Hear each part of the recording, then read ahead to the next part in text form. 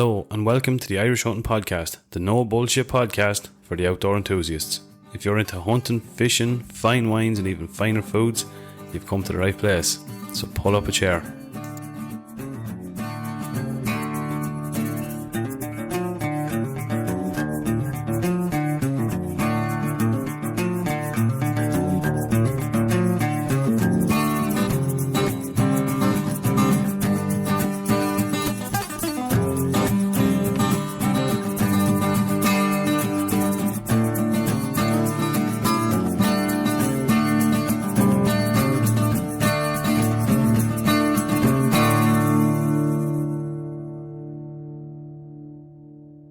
Hello and welcome back to the Irish Hunting Podcast. On this week's episode 63, it's all things gun dog. We have the guru himself back on, Pat Brennan, to give us a lowdown on all things gun dog related and give us a bit of a look into how his season went to date. Hope you all enjoy. Andy Grogan, what's going on, man? I'm all good, man. Jeez, man, we're bottle deep into this red wine here. I'm only after starting it. I should have brought 2 bottles of wine, actually, to be fair. No, you should not. One is fine. Couch there for you and all that. I'd be starting to slur my words more than usual. Yeah. What's been going on? What has been going on, buddy? Heaps. Yeah, loads, man. We spent the last probably hour and a half here talking about life decisions and all kinds of general. Yeah, why we're so hard on ourselves. Yeah, absolutely, man. And that's I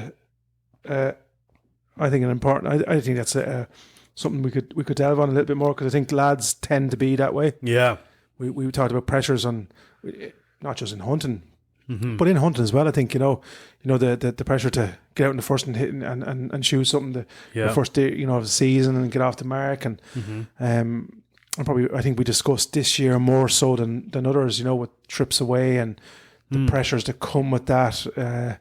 Letting somebody down, your hunting partner, or your the podcast, all kinds of what seems like nonsensical stuff, but I think, look, if you're built that way, it's hard to turn off the switch, isn't it? It is, man. It is. It absolutely is. Yeah. You're going to win the TT this year. I'm going. Oh, jeez, imagine.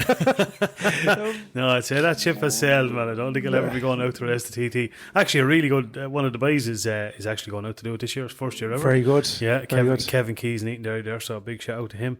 It is true though. So I think it is gas. You get to different stages in your life, like when there'll be people listening to us talking about this, or listen to that conversation we've had just before we come on here, and they just can't relate to it. When you get, then there's lads that are in their 30s with wives or partners and kids and houses and mortgages and trying to keep everything, the whole show going, and I'd say they could go, fuck, jeez, I can relate to that, right? And the pressures to go along with it. The 17-year-old, 18-year-old Anthony Grogan and me would be saying, look at them, what are they talking about? Will you get up and get out the fuck and drive that thing as hard as you can drive it? Or, I was telling you about my aspirations as a young man, or your it's irrelevant what you were aspiring to. Yeah, but you were full of testosterone. You were full of the fucking rigors of life. You had no kids, and you were kind of, let's go out and take on the world, And then you get to the 30s and kids and stuff like that come along, and I'm not saying they're a drain, man, aren't they? Let's be honest. Man. They suck the life out. I wouldn't, but like obviously certain parts of your life have to take a back seat. Pardon the pun, but for a while, and sometimes it feels like fucking forever. But But c'est la vie, and that's part of. I think I'm 41 ish. Avril, correct me. Plus the VAT. 41, I know I am 41. Yeah, plus a bit of VAT now as well. So but so like obviously then the I ain't gonna win the Golden Gloves or anything like that anymore. That's them days are gone, and. No more than we touched on. You're not going to win the TT, unfortunately. Sorry to break the news to you. But all that kind of stuff is kind of that's. But on the other side of it, then you've other stuff that you look forward to. So I think the key is what I was trying to in a very poorly fucking framed way was trying to my take on it is, you know, you have to try and find a little bit of peace within the madness, you know, the pressure of having to do something or having to be a certain place or having to perform in a certain manner, or, you know, there should be a space in your life, I think. I haven't quite found it fucking just yet. No. But there should be a space in your life where you're happy just to be in you know, in the here and now, and not have to do fuck all. Yeah, you know? Absolutely. Yeah, definitely. Yeah. Now, when I find it, man, I'll text you. It'll be the first one I'll text. Yeah, definitely. Yeah. We were just saying, like, you know, obviously, like, I know this is a weird topic to be talking about on a hunting podcast, but anyway, we're here. So, you know, just stress is one thing that it's hard to kind of manage, I think, and if you let it get out of hand, it can, you know, it can be fucking detrimental, you know. And look, it's no more than anyone. I know I'm fucking fairly stressed, and between work and everything, and more than everybody else, trying to fit everything in and stuff is stressful. And I recently bought a motorbike, you know, and I was on bikes for years, and then of course house and everything, and you know, a lot of people would say, you know, geez, it's a bit of a fucking selfish thing to do, isn't it? You know, or, you know, geez, you've kids, like, and the whole lot, and you know, it's not about that for me. It's like, it's the only way that I can properly deal with my stress is when I don't have to get on the bike and do 200 mile an hour down the road, but it's just to know it's in the shed. The helmet goes on. It's just like, you know, it's just a break away. Like, even if it's only for a minute from 30 seconds. It just resets you. You know what I mean? And you know, I think, like, being selfish is getting up on the bike and doing 140 mile an hour on the back wheel down through Kinnegad. Yeah, that's selfish. Do you know what I mean? Or you know, as you say, you know, really, you know, acting the bollocks or deciding you're going to do all the road races in the world, and you know, that's a different story. I know the thing we me and you were going back and forth, and we weren't, and I hope, you know, I think you know me now, but I wasn't trying to. We were provoking each other, you know. What if we do this, you know, or what's the difference between this and this, and like we all, I think in general, we're all searching for that kind of, you know, that bit of, what would you say, peace and comfort in life, where you know, you get to, you know, I have found certain spots of it, you know. I have found, you know, I talk about hunting, yeah, absolutely, there's pressure in hunting, you know. There's always a dog that's not performing, or you know what I'm saying, or but funny enough, today I was actually thinking, a friend of mine in Galway I was chatting about maybe hooking up for a hunt and stuff, and I said, well, we're leaving it like late, like last week, next week is the last week of the season, so but I said, and obviously then in the areas where I hunt, you know, the animals are probably a little bit sparse because they're being pushed, you know, and probably onto other permissions and so on, or other land that we don't have permission on, and that's the nature of it. But funny enough, you know, a feeling came over me where that's actually the bit that I actually enjoy the most, right? So as funny as it is, you know, you come home and you have or the trophy or the meat, which is a phenomenal part of it. Don't get me wrong, and it's a great feeling. But that feeling is the candles on top of the cake, you know. So it's the moment everyone sees and everyone gets to celebrate with you. But and you get like that instant gratification, you know, where you can. You know, I can come to you and say, look at this fella, look, what's he, and stay forevermore. And you can come to me and say, look, I shot 3 foxes the other night, and or this is the head I took. You know what I'm saying? Yes. And that's the kind of the eureka moment.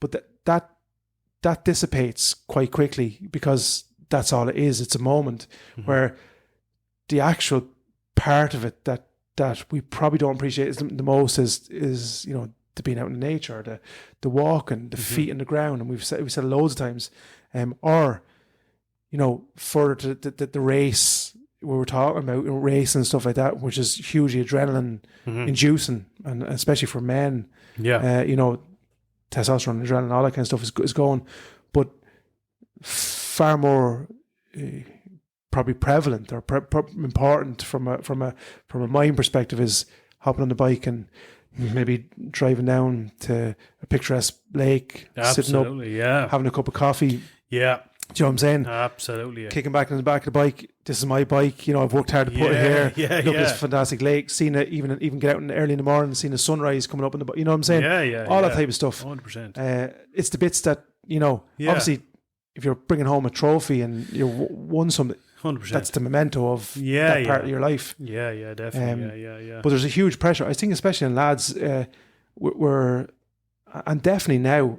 I don't know whether you feel this or not, but definitely from my perspective, I'm rearing 3 of them, coming up quite quickly.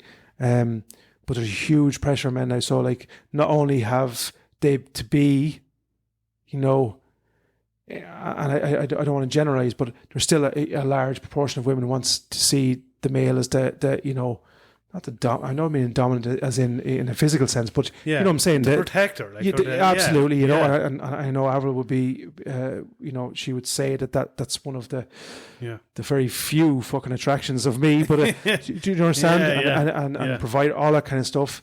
So there's that, and then so there's and I think that's there for a large proportion of women. I hope I'm not speaking out of turn, but and then on top of that, then they also have to be. So to be ferocious and forward in a lot of senses, in terms of their aspirations to, be provider and care and all that kind of stuff.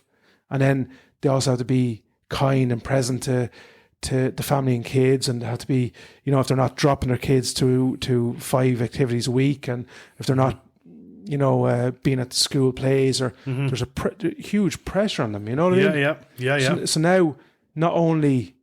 And I know the female side of it's getting, as rightly it should, because it should be front and center of any family, but getting a lot of airtime, a lot of time in terms of the pressures they're under, to be. But I think we're getting a little bit lost, a little bit in that conversation, because now we're the kind of, we have to be forwarding, but then you have to be kind of subtle and behind the. Do you know what I'm trying to get at? It's trying to be 2 sides of a fucking coin. Exactly. Like you said, there's this thing that you're like, if you're in a train full of women and some fucking arsehole comes out with a fucking knife or something, they're going to look to you, even if they don't know you, they're going to look to you. It's my duty, Yeah, that's just inbred in people. Like, a lot of them are going to kind of look to you to go, well, are you going to stop this fella? Do you know? Yeah. And and there's that side of it. And of course, like, obviously you would. But then there's the other side of it then, where if you show that type of persona in other places, it's classed as male,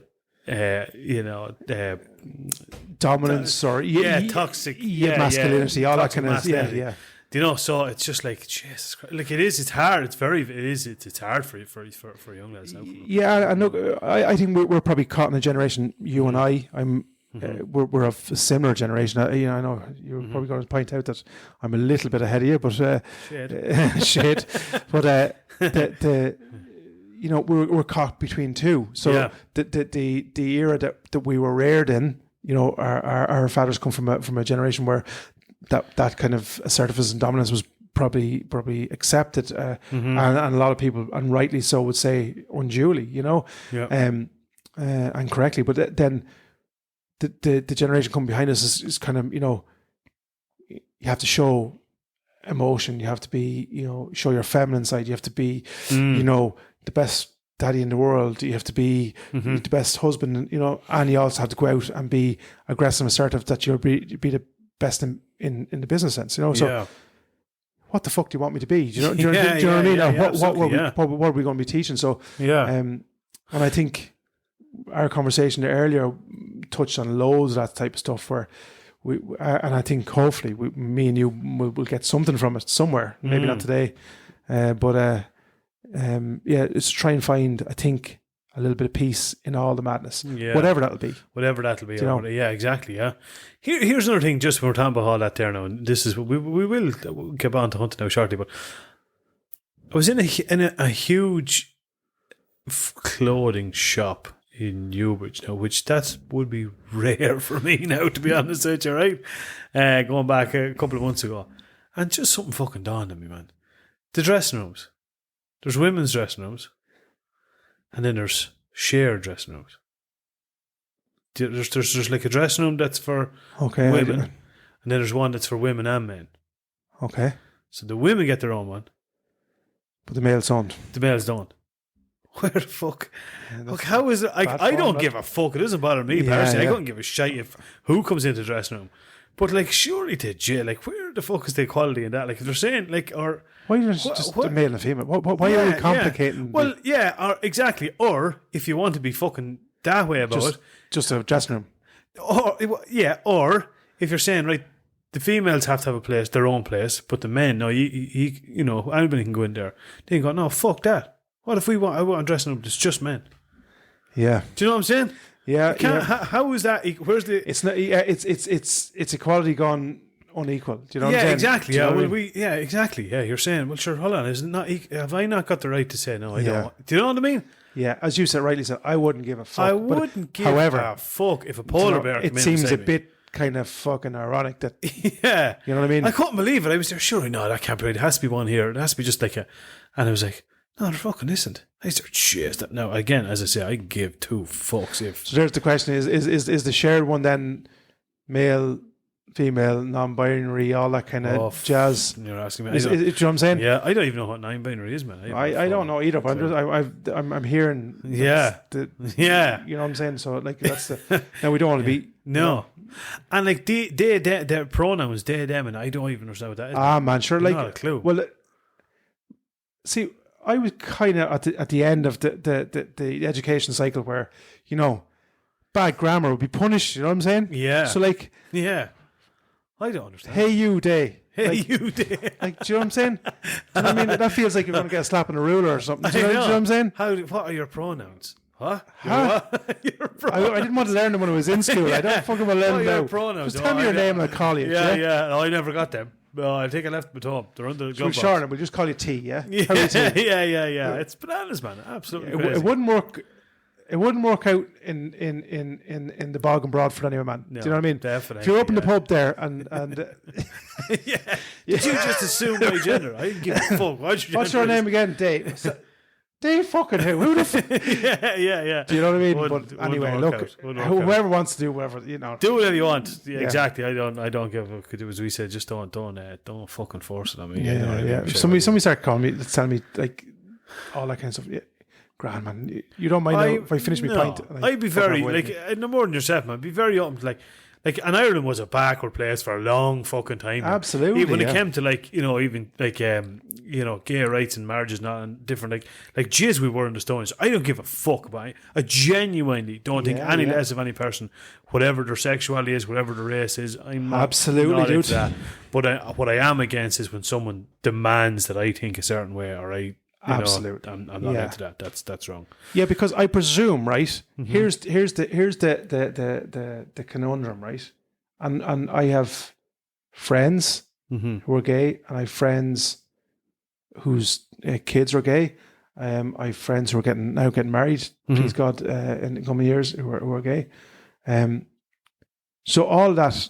You know, so I just want, and that's kind of like a qualification that doesn't really need to be qualified. But anyway, the precursor to what I'm going to say is that, but I would presume that, you know, them people who are either, you know, gay or lesbian would look at the retrospective heterosexual couples and not see anything.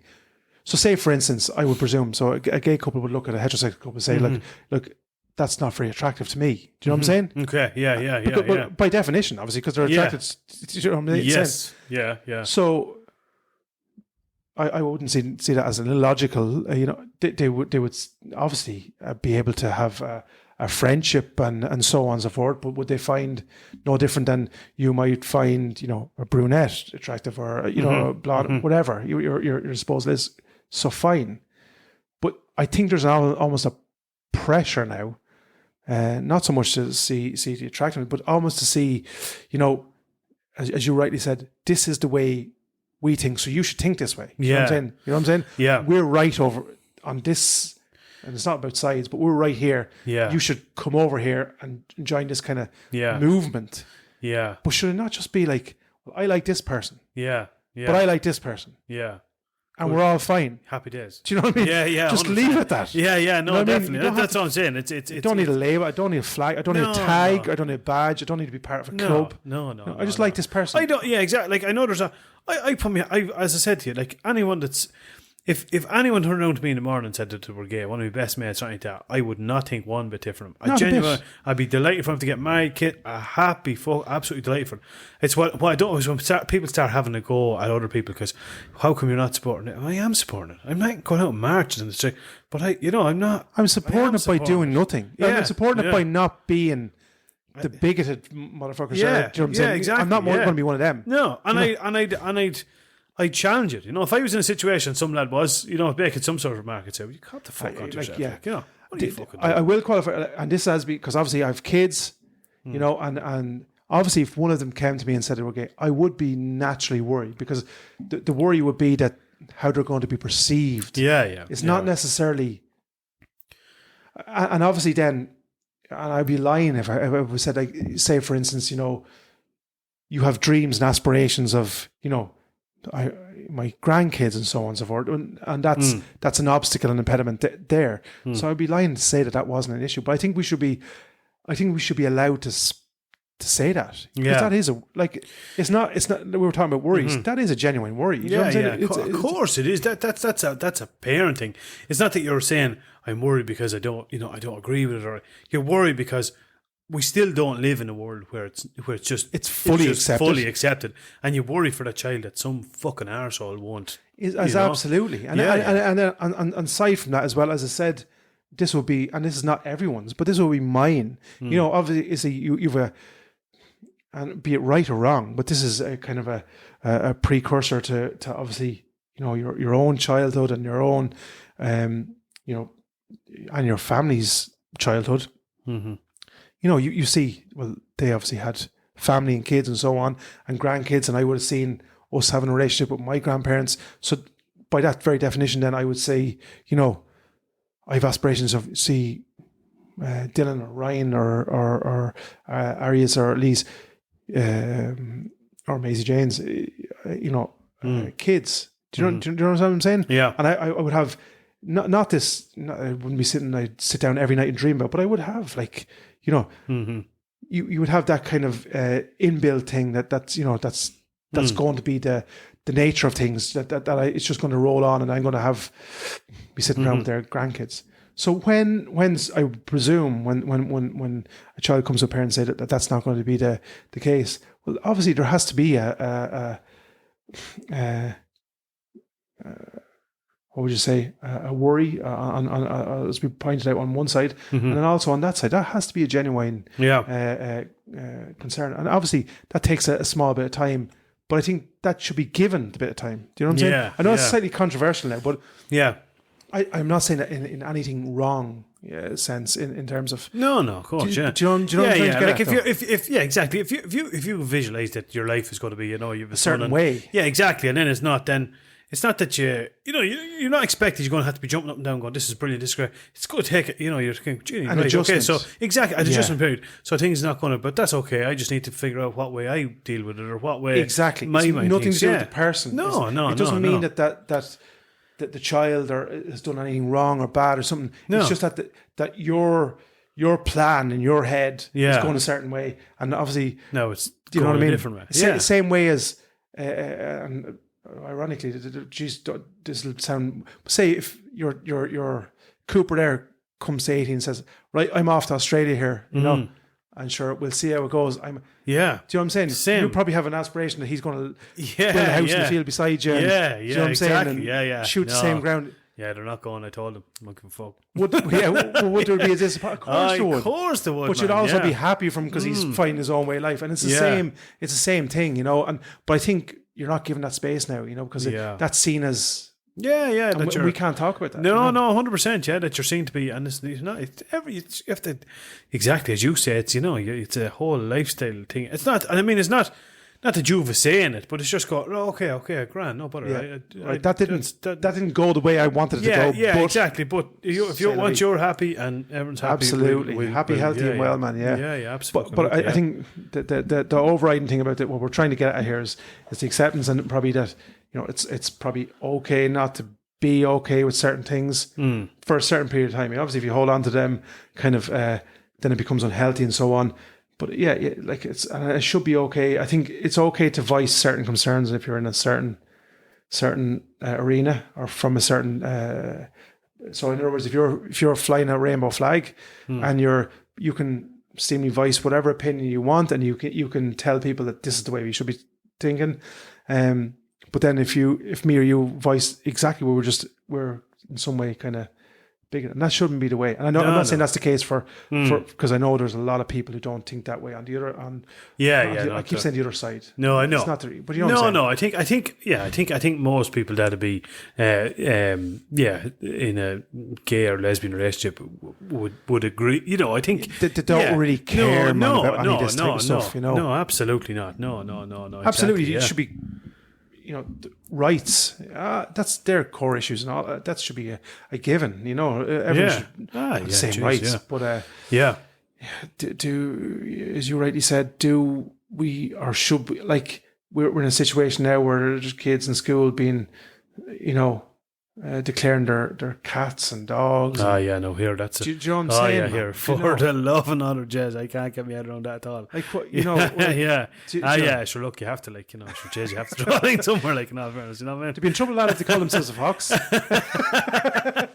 I'm telling you, holy divine, Jez. Right, you have 20 seconds. 20 seconds. To be fucking unreal. Come here, we Pat Brennan on. We're going to bring us that interview now shortly. Pat is he's been on again. He's been on. This is the second time on talking all things gun dog related and looking forward to this, man. Yeah. Pat is an absolute gent and stuff, and he's going to give a couple of dates and a bit of information on upcoming events, which is cool. Definitely wants to check out in the future. Absolutely. Have we a little bit of news? We have a little bit of news now. I'm slightly a little bit unprepared here. I needed to pick it up here. What's going on here? There's a few things on RT News flashing up here and a few bits. Have you got that in there? Sure. Look, I'll have a little squeeze through it. So we have we're doing slightly different because we're going to bring Pat. Obviously, we want to give a little bit out. So there's obviously there's one little thing, and this is we're going to have a little conversation about this because this is kind of a little topic that's dancing in the right. But this is the County Clare Hunt, right? They're having. You'll find it on their Facebook page. Saturday the 9th of March. It's the Inn at Drumoland. You find all the details. You can call or text Amy. And the dress code is formal, right? So there's competitions and all that kind of stuff. But yeah, look on their page. That's given me a kind of a... Because we had a couple of messages probably in the last couple of days. Yeah. One is about lurchers. When we talk about lurchers. One is about hounds, and one is about the hunt. Yeah. And obviously we don't partake in the aforementioned, right? Not in any way that I'm against either or any. And I have certain views on, so don't get me wrong. But it just got me thinking, which we will probably delve into in a couple of other podcasts. Obviously, the hunt gets a limelight shone on it. Yeah. So we'd like to. I think we'll delve into that in a little bit more detail on an upcoming podcast. Yeah. Lurchers, same. I can't profess I know a whole pile about them. No. No, neither do I. No. Yeah. Look, the hunt is one thing, and I know this is going to be a lot of people are not going to agree with this, but you have to be honest. There's kind of people think that if the hunt is under pressure, or lads with lurchers are under pressure, that the wider hunting community, we should all come together. But I'm not entirely on board with that idea. Okay. Each to their own. Yeah. I don't really hold judgment on everyone's, but I know for me, I've been out with lads with terriers and stuff going after foxes, and it was one of the most barbaric things I've ever seen in my entire life. Okay. I'm not into it at all, and I'm going to be honest with you, I'm not into it. And people say, "Geez, that's very hypocritical," and you're going out hunting foxes. Yeah, I do. I go hunting foxes, but the worst thing for me is to see a fox, with a slow death, or die. You know what I mean? Yeah. We go out there because we're actively trying to get a decent, good population of wild game birds back into it. And aside from the fox, something else we shoot, we use as food.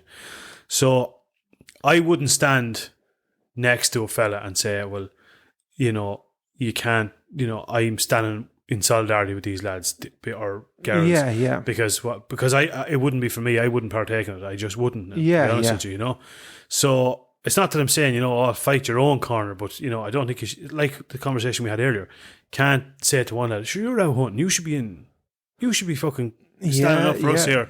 No, it's a fair point. I hunt, but I'm not interested in doing that end of it at all. I don't find that. It's not your gig. It's not my gig at all. No. Yeah, look, and this is probably the torn bit, because like I've had conversation, but I've been on one particular with lurchers, and they're extremely efficient at what they do. You know what I'm saying? So, and obviously then, with a wounded animal or something, so there is, what would you say?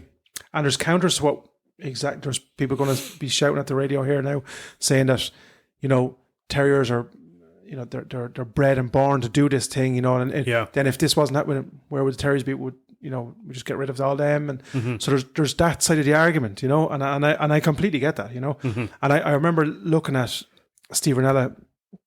It's one of the earlier fucking seasons. You might recall. I think they were pig hunting.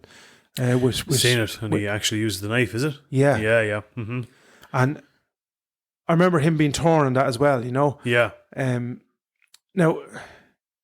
and I know you. I wouldn't go as far as to say like it shouldn't be done. Say men, like I know lads with lurchers and they hunt more foxes than we do. Yeah. And are very efficient at it. Mm-hmm. And so their argument will be, well, like, we're doing a job here that you guys probably wouldn't be able to do. Mm-hmm. Do you know what I'm saying? Like, yeah. So, and then my animals, need to be worked every bit as your gun, and that's a fair argument, Mm-hmm. So, however, and I don't partake in it. So, the thing is, like, the question, I suppose, is, should we as a hunting community all stand together? Mm-hmm. Because I do believe that they're attacking the fringes, which is the most easily attacked. Mm-hmm. So that one half of me is saying yes, we should. Mm-hmm. But I completely understand your argument as well, and I respect it in terms of would I do it? I probably wouldn't do it. Mm-hmm. I'd have to go out and experience it. Yeah. I probably should say, not cutting across front of you, lurchers is not something I've done, but I understand that I suppose the job of lurchers and such, and they go out and they chase a fox, and and I've I have just an idea how quick. Yeah. But what I do not agree with, and it's my own thing, and I'm going to say, what is it? I do not agree with digging a fox out of a hole and letting terriers out. Absolutely not. And I'd say this to any lad. To me, that's his safe. That's his. If he's there, he's off the cards. Yeah, and that would be my personal. Like for instance, if the fox makes it back to his, unless it was wounded, you know what I'm saying? I would. Obviously, you don't want it to suffer. However, and I agree that so there's the argument finally boxed off, right? Mm-hmm. So, but yeah, and here's me being devil's advocate to my own argument now. Mm-hmm. I watch terriers ratting, mm-hmm. So lifting up bail and they going after rats, and so, or they lift up a thing. So that, and I'm being devil's advocate here now. So, mm-hmm. Provoke me anytime you wish. That bale or that box or that container or that rock mm-hmm. is that rat's home. Mm-hmm. Do you know what I'm saying? Yeah. Is that their safe? Where do we? What do you draw the line? Exactly. Yeah.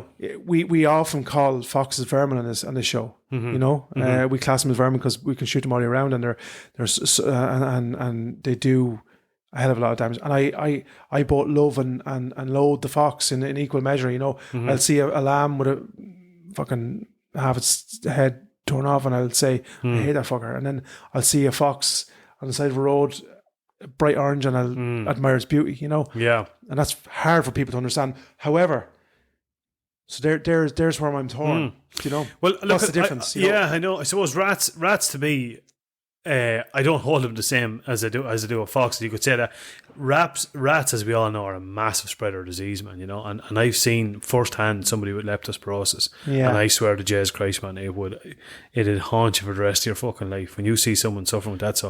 So in that respects, no, I still don't would get any pleasure from a rat being tortured. Do you know? And I think most time you'd see it with a terrier. About 3 shakes of its head and the rat is gone. Fair point. What I have seen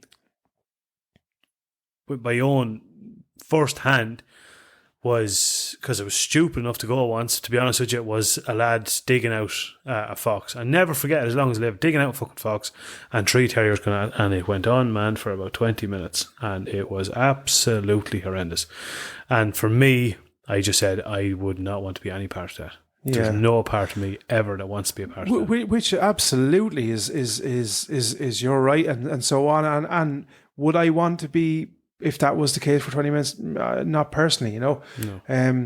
But what my point being is, you know, from somebody looking in an animal rights perspective, we are all, they're all looking at us. We're a killer of an animal, you know. How that animal is killed, be it by another animal. Ironically, they'll protest that killing by another animal will be is the way things should happen. Which kind of will probably say that they're probably against more against me and you than the people with the terriers. Yeah. It's a dilemma. You know what I'm saying? It's a moral dilemma, and I love. But like, why do you hunt? Like, why do you hunt? Well, I'll that's a good question. So I'll say, the food, you know, is one. But sure, I can buy food, you know. The de-stress when we're already talking about, you know, getting in one. But then I could sit in a rock and watch the sun come up. So for every answer I'm going to give, there's going to be a counter. And it'll all come down to, like, I really fucking enjoy it, man. Do you know? I really enjoy it. Like, I enjoy, me and you were out last night with Big Mac. I enjoyed every minute of it, you know. And not all of it. As a matter of fact, probably the majority of it was without pulling the trigger. You know, had a bit of crack with Big Mac, and you know what I mean, and the chats, and you know what I mean, and we all got back to the van and we had a bit of crack. So it's about that. And Pat will speak about later on the community aspect of the working dogs. So there's that, friendships, you know, bonds, nature. Yeah, absolutely. Would you agree with this saying? If I was say to you that I reckon 95, maybe 98% of hunters, the part they least enjoy is killing the animal. But would you also believe if I said that there's 2% probably out there that's their favourite part of it? Yeah, because I wouldn't say. Yeah, I kind of agree, right? So, like, I'd be lying to say that when I'm looking down that scope and I'm about to pull the trigger, that the boost of energy and adrenaline that you get on that bike doesn't go through my. You know what I'm saying? There's a spike in my adrenaline levels.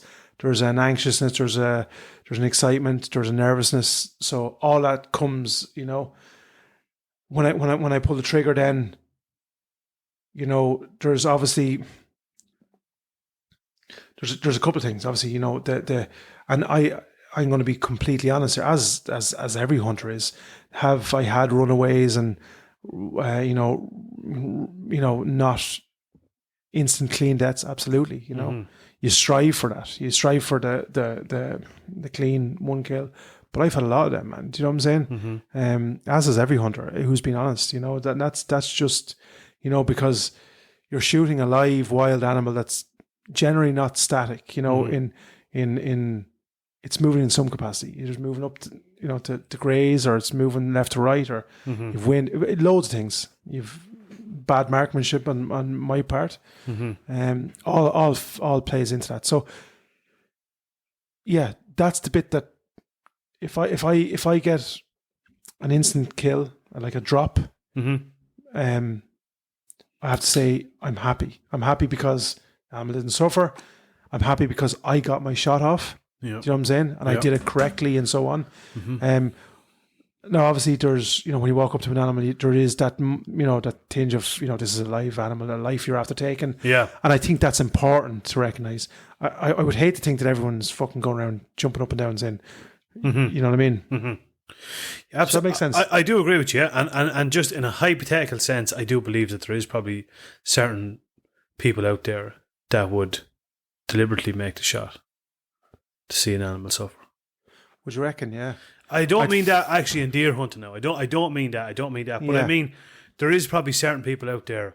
Oh, there's sadistic motherfuckers in every walk of life. You know what I mean? Absolutely. We'd be crass to say that they're not in our community. Because there's people who want to see people suffer. Just you know what I mean? Absolutely. For the sake of it. But I'd hope that they're in the large minority. And do I class the people who go out with terriers or lurchers in that? I personally would like to think not, No. But I can only I know some of the guys with the lurchers. I don't know. I haven't been out on a hunt with I know somebody with terriers, but I don't know. And could I stand back and say that they're sadistic bad people? No. And I'm not. And I have to clear. I'm not trying to say. No, I know you're not. Yeah, that they are. But I mean.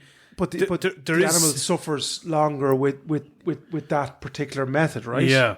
Of that so if we shoot a 6.5 at a fox in the right position, it's a matter of seconds, right?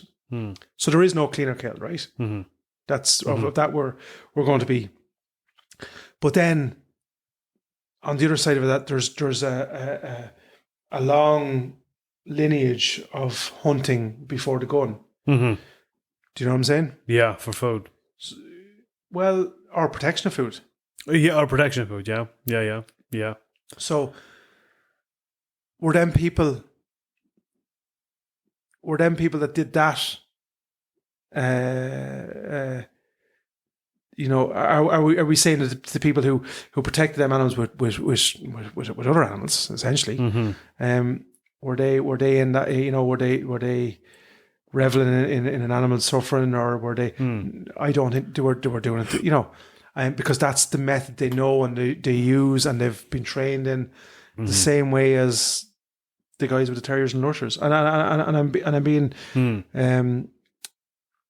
I don't know a lot about the sport, and that's. But I will have to, for my own purposes, I'm going to have to delve into it more deeply. But I don't know. I like, I put it to you this way: could you get an enjoyment out of digging up a fox and seeing a pack of terriers go at him? No, me personally, no, I wouldn't do it. No, I wouldn't do it.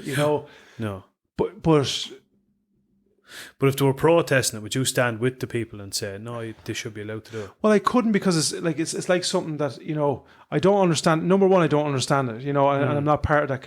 It's like there's communities within a community, like we were going to talk to Pat here, and there's almost that, there's people who train dogs, and they're in that community, and a lot of them don't even hunt, they don't hunt. Their thing is to train their dog and to see the dog working and so on. Beautiful. There's also people who lurchers. There's all people with deer hunt, pheasant hunt. The danger, I suppose, is the danger I see is,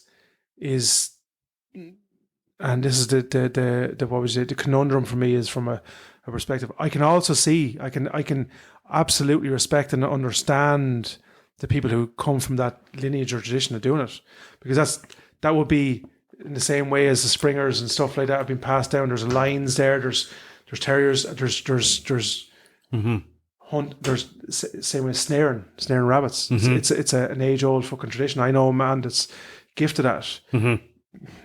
the counter that would be, well, that rabbit suffers, before it dies. Do you know what I'm saying? Well, he's saying, well, that protects my meat, or that protects, you know what I mean? And I don't have the high power rifles and the technologies you guys have. Do you know what I'm saying? Yeah. No, do you understand what I'm saying? I do. Yeah, 100%.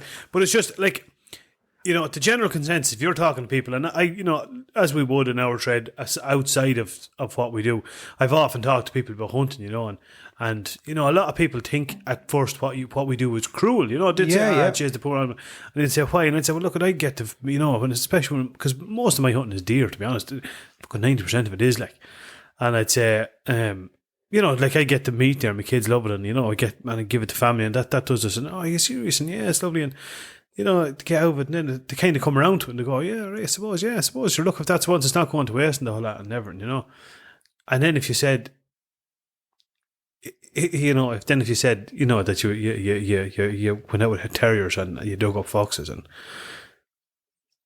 so what I'm trying to say is, when very little justification. Yeah, when the general public realise why you're out hunting deer, they kind of justify it, but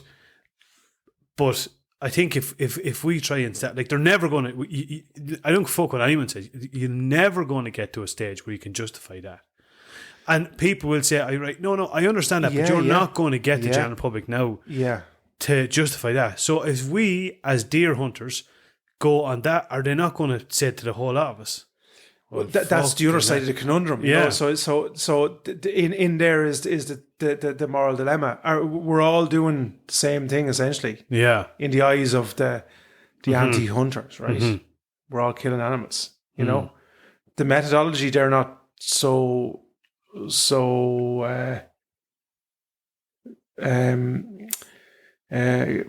interesting. They're see us as killers, So. And by that definition, we so are. Yeah. You can also argue the point that then all these terriers are bred to do this, and have in the eyes of the people who train them and so on. Well, then that animal is almost obsolete. You know what I'm saying? So no more than if beef became off the menu in the morning, well, what do we do with all these cattle? So it's the same. It's the same. And I'm trying to be. I can fully understand if you show a video of somebody shooting a deer, neck shot, 150 yards, drop, instantaneous, and then a terrier attacking a fox. Well, obviously, you're going to have a harder time justifying. My belief probably is, should we have to justify it? Well, the other side of that coin is, you could show a very same video of a couple of foxes attacking a flock of sheep, and we've seen the results of that, and you'd say, well, that's not very fucking humane either. You know what I'm saying? So, but they're doing that for food. They're not doing that for fun. I understand that. Yeah. Do you know what I'm saying? So that's where the justification. I think that's the biggest breakdown. Fox is doing that for food. We're doing it for food. We're not doing it for fun. But here now, right? And I'll be, I'm gonna fucking. This is kind of me on fucking. Yeah. But we can go down. We can go down, and as I heard a little doctor or a doctor on the radio saying, you can go down to Lidl and buy your meat. You don't have to shoot an animal. That's the other side of it. So are we really doing it for food? Like, are we really like? It's not a necessity, is what I'm talking about. No, it's right? It's not. So that, it's a choice. Yeah, exactly. Yeah? Oh, yeah. It's not that if we don't, we're all going to starve to it. No, it's not. But it's about, for me, it's introducing to my kids. That's the biggest bonus to me, is to be able to introduce to my kids and say, look, this is what It's a way of life. Yeah, this is a way of life, and the meat that we're bringing you here, this, even though they don't fully understand it, but I when I'm eating venison, man, or any wild game, and I know it's just has little toxins in it, and antibiotics and all that. So, agreed. So if you're asking me why do I hunt, it is for that. Like, and I'm not going to say I'm not going to lie. It is for me predominantly. It is about me. Do I enjoy hunting? Absolutely, I enjoy hunting. Yeah, and that's what I'm asking myself. When I'm asking you the question, I'm fucking asking myself. Here. Do you know what I'm saying? Like, because I'm probing myself. You wouldn't shoot a deer, you wouldn't shoot a deer and go just walk off. Yeah, and walk off. You wouldn't. No. And like the hassle and the stresses and that you put your body through to get that bag and to do the processing of meat, which we all know only too well. So I think that in itself, if it was documented properly, would clearly dismiss any myths that you do for anything else other than the meat. Do you know? Coupled with that, right? If I'm being honest with myself, I enjoy all the parts of it. Do you know what I'm saying? Like, I enjoy the hunt, me versus the animal. Yeah. I enjoy the stalking part. I enjoy the nature part. I even enjoy pulling that trigger, to see, how good marksman you are or how bad you are, in my case. But you know what I'm saying? Yeah. Do you know what I mean? Like, but so like there's all of that. So it's not just, and I would, because I, when I am talking to somebody that's probably anti, I will, first and foremost, all the bits that you've just rightly outlined, they're the bits I'll try first, because that makes it more acceptable. Yeah. But at the very core of that, then, I want my kids to do it because I'm trying to get them, or I'm trying to find a place for myself. Like when we spoke about originally in the podcast, at the start of the podcast, that place of peace or quiet or calm or nature. Do you know what I'm saying? Yeah. It's all of that kind of coupled up, and you're trying to get to that place. And I found it a couple of times, you know what I mean? I can remember the times. I can remember the mornings you see the sunrise and the feet in the ground and the frosty mornings. We've all been there. So like, there's loads of moments. So it's all that combined. And I'm sure the people out with the terriers or the lurchers or the hunt, they all have them moments too, The argument with the hunt, the fox will get away a lot of the time. Same with the lurchers, they'll probably take out the weakest, out of the pack. The digging out, like it wouldn't be, I've no experience in it, and it probably wouldn't be something that I will be. I've loads of things I want to learn. I'd love to learn. I see hunting staffs over in Spain, bow hunting. I'd love to learn how to do that. Digging out fox. I'm not so sure. No. I'll be, but I will say this. I am open to experiencing it. Yeah. Because I will need. You've had that experience. I probably could tell you what my reaction is going to be, but I nonetheless I can't give an honest opinion unless I've tried it. So. And that's just me. Like, just being honest. Yeah. Look at 100%. I just look at it from my own point of view. I've experienced it. I never ever want to experience it again. And that's fair enough. Yeah. Yeah. But if someone, that's what I'm trying to get. If someone says, "Oh, well, come on, we're protesting, or we're going to march because we should be doing it," I'm going to say, "Look, I'm not telling you what to do. I'm not going to stand beside you in march. I'm not going to say that what you're doing. I wouldn't do it personally myself." So, how do you feel about the hunt then? Yeah, I wouldn't be a lover. I think you can do 99.9% of the hunt without actually having to. Like, it's for me, man. It is, and people are going to say like, and I love animals. Like I do. Yeah. You'll find it hard to find a hunter probably that loves animals as much as I do. Yeah. But for me, it's all about suffering, man. I hate to see a fucking animal. I hate to see anybody fucking suffer. Yeah. And I think people that get enjoyment out of that are sick fucks. And they shouldn't be doing it in the first place. I genuinely fucking do. With the hunting, man, I'm not. I know loads of people that hunt, and I'm not. But I think there's a lot of ways you can do that now without having to. And they don't do themselves justice, man. Either like there's these hunt saboteurs are everywhere, and fair enough, they're as big of a shower of fucking arseholes as anyone. But at the end of the day, you're trying to get people to be all right with the fact of seeing 50 hounds getting a fox and tearing it. It's not going to happen. Like people are never going to get to a stage. The general public now going, yeah, that's fine. Now see that now, right? So I would have a slightly. So the terriers I can't count coming on. The lurchers I have, because I've had experience. I would argue that the lurchers would dispatch a fox almost as quickly as sometimes I'm shooting. Right? Mm-hmm. Yeah, like, I call them deadly assassins, man. They like to go up and before 100%. You know it, the fox. You know what I mean? I'm not against lurchers. Lurchers is as quick as the hounds. Yeah, I would absolutely. I would have the same opinion. So for me, if I'm looking at right, I'm looking at a scent of a fox being tracked. I'm looking at 50 hounds. I'm looking at 10, 15, 20 horses.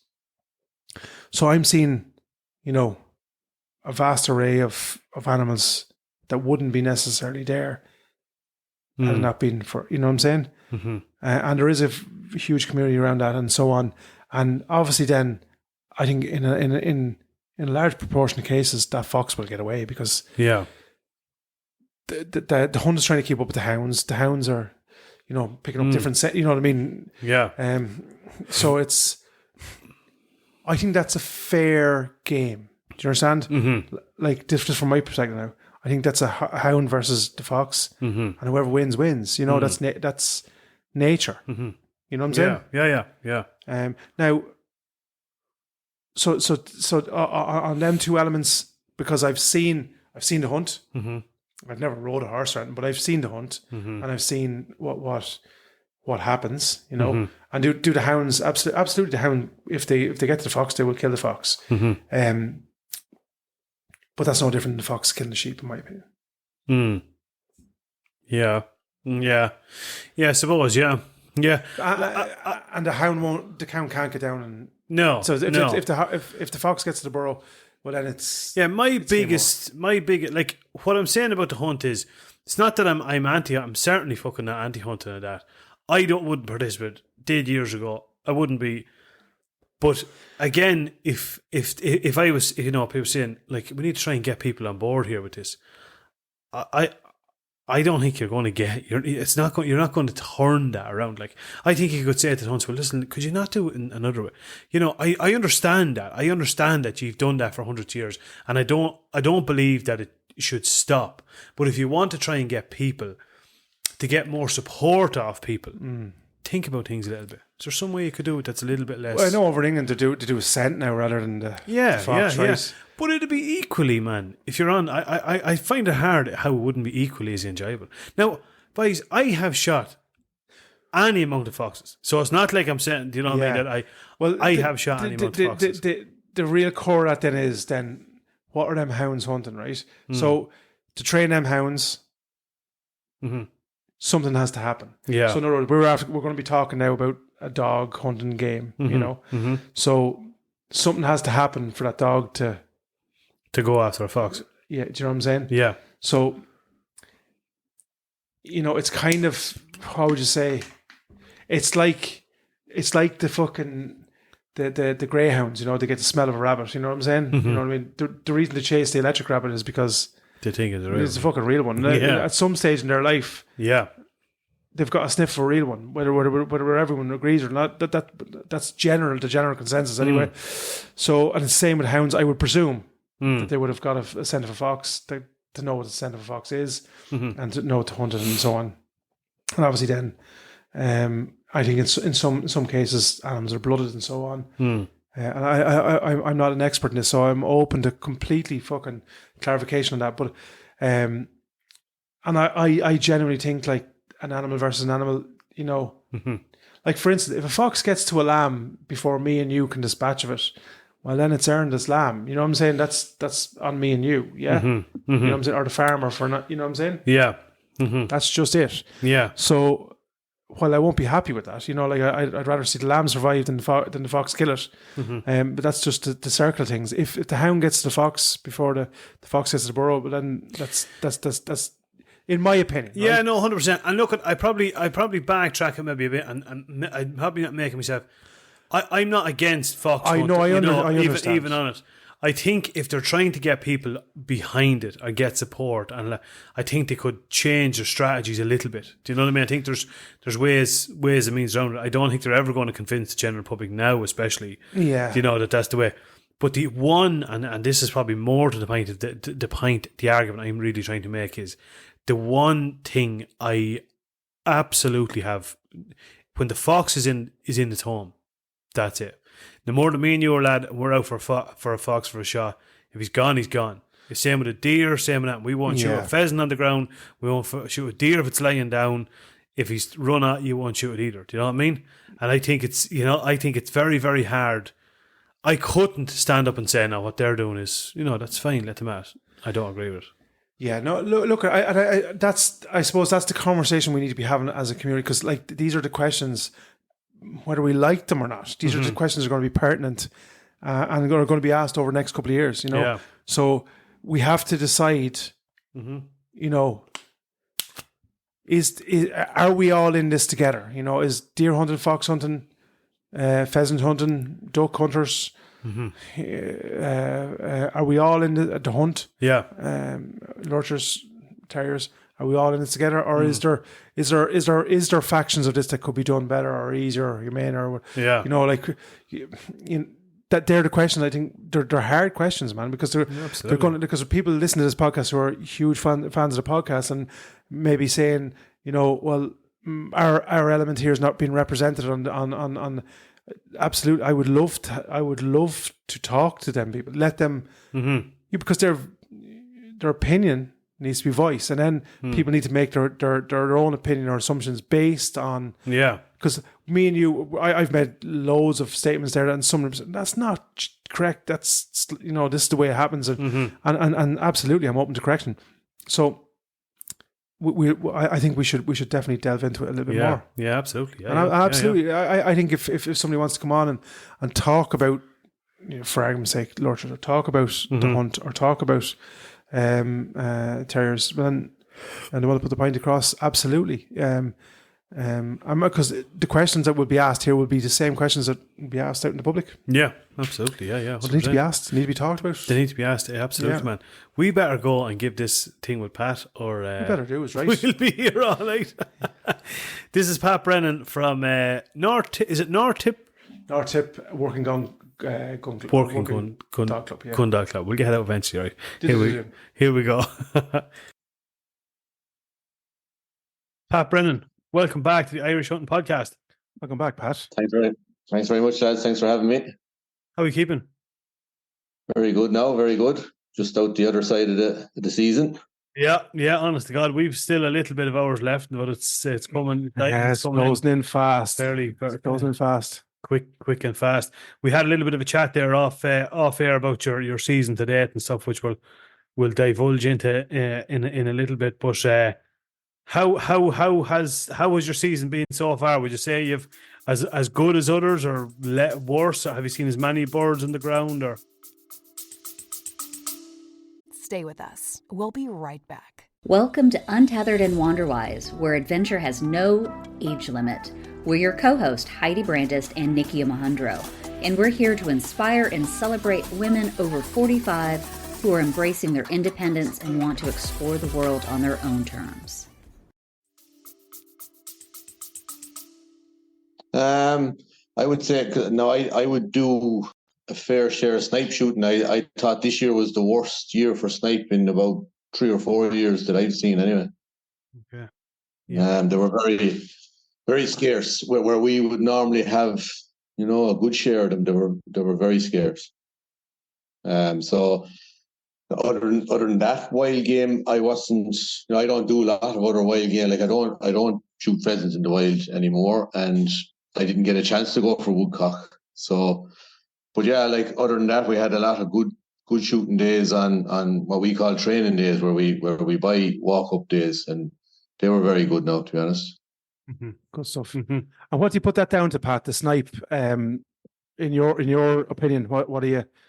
I don't really know. I mean, unless it's to do with the exceptionally wet weather that we had, I don't know.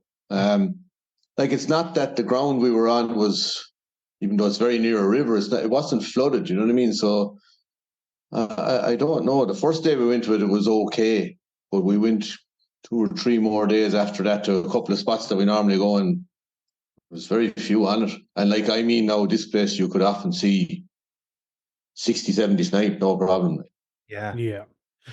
Funny, if I was talking to a couple of guys who you know, from the duck shooting fraternity, and that, like, we were kind of conversing, and there's like it's been a reasonable year, you know, not hugely successful, and depending on who you're talking, obviously, but some guys have the opinion, you know, because of, and it like, if you take even last summer, we've had from last June, July, you know, we've had a wet summer, a wet winter, And is it that the birds have an abundance of places to go where normally they would be more concentrated in sort of wetlands that would be only wet in the at certain times of the year, if you get me?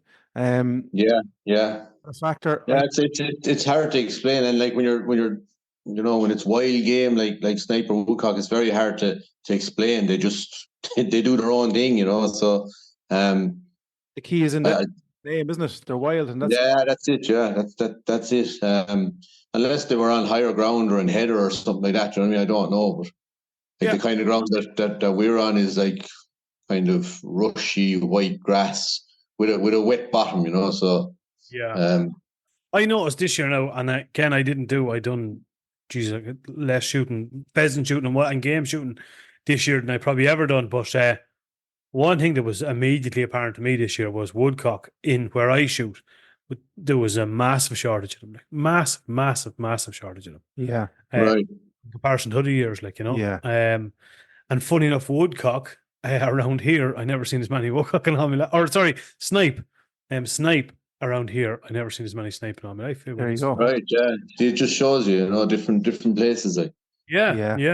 Honest to God, the habitat here. Do you ever notice the way a snipe, definitely around here, like the traditional rushy ground, they don't seem as attractive. It's more like, that grassy, like not grass, but it's maybe like, like your classic header kind of bog area. Yeah. You'd never see them in that up here, but that other kind of dead kind of grass, kind of between rushes and stuff. Yeah. So it's a lot lighter. Yeah. You'd be absolutely alive with it. They're attracted to the low land up here anyway, Pat. There's good land up here. It's good, yeah. Yeah, very good. Well, anyway. We can't keep the people out here. Never mind the Yeah. But no, so look, other than that, the season went well. We competed. We didn't have a pile of success, but the bitch I was running was her last season. She's 8.5. She's retired now, but retired gracefully, I would say. She did me proud, so I was happy with that. What have you in the stable coming on behind her then, Pat? I don't know. Well, I have a couple of nice young ones ranging from 2.5 down to 10 months old, but you just don't know. You know what I mean? Like she'll be hard to replace. Is all I say, because her temperament was ideal for competition. She was very easy to manage, but was very hard going. You know what I mean? So it's rare.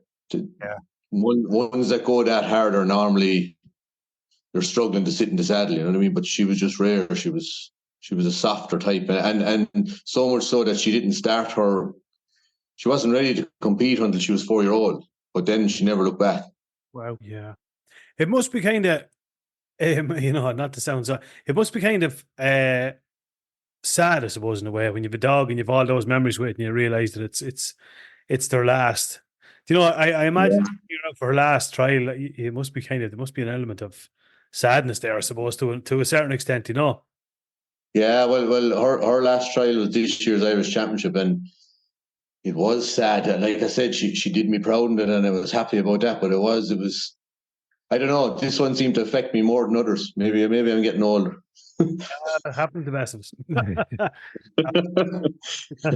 I was chatting to Brennan at the trial I was at with you, and I say this with all due respect. The worst dog at that trial I would have been fucking delighted to have. Yeah. But the fantastic, and it's a fantastic community you guys have there. And I think I met loads of people there who actually came into into the kind of the hunting community. We'll say through your guys' work and training days and so on and so forth. Yeah, and like it's funny, how small communities are built like that, and obviously there has to be a bond with the dog, and as you say, probably when you're younger. You don't probably appreciate that bond, because you're full of the testosterone and the bounds of life and all that kind of stuff, and you're you know what I mean? Whereas now you probably appreciate it, I suppose, a little bit more. Sentimental. Yeah.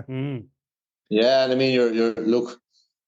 definitely in my earlier years at it, I had decent dogs, but I probably knew I had better young ones coming. Whereas I know this one is it's as good as she needs to be. You know what I mean? So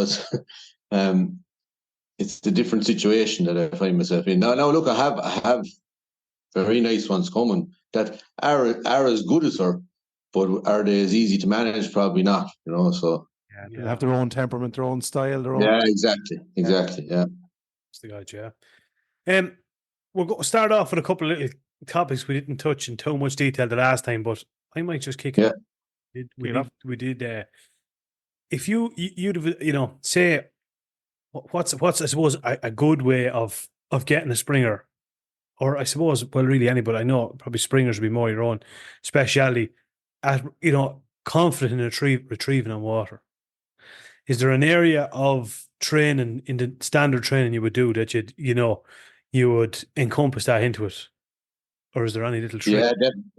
Well, look, the first thing is to get wait till the warmer months, till the water is warmer, because they don't like cold water when they're not used to it.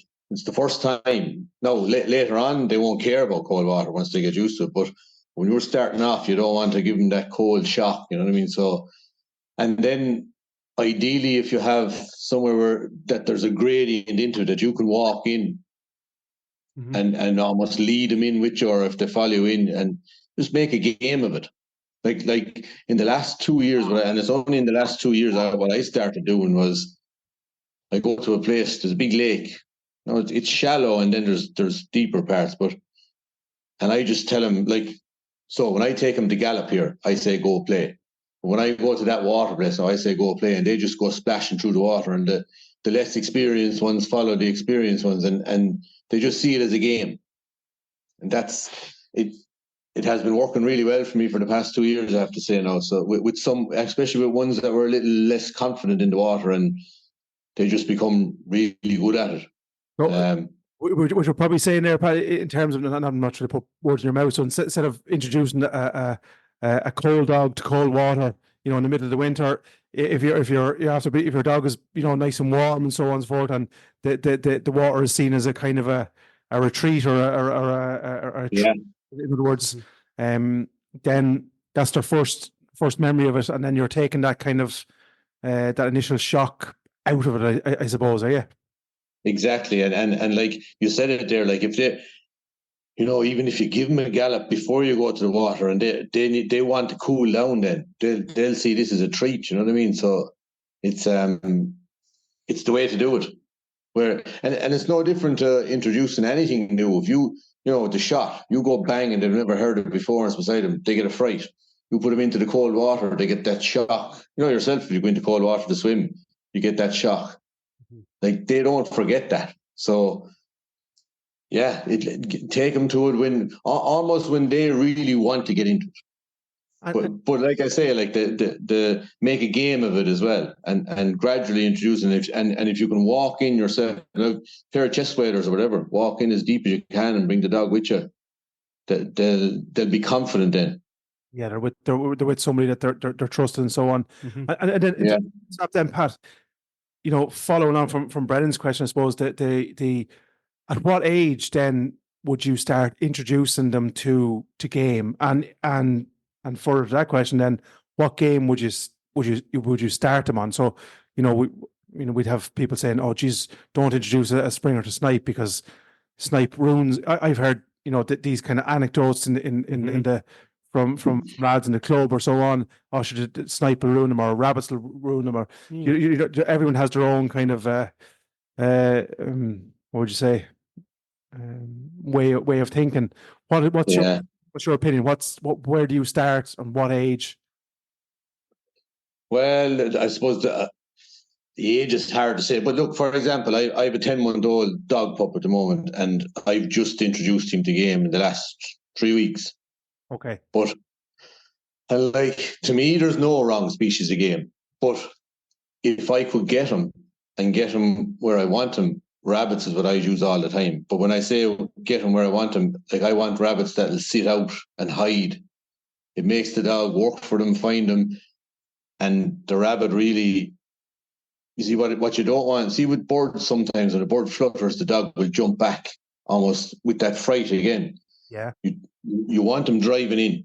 You don't want them standing off there, because their job, think about their job, like, and you look at any the dog encyclopedias or anything, a spaniel's job is to find and flush game and produce it for the gun. And you want them to produce that game. So if something is slow to get out, they need to push it out and not stand off too early. Okay.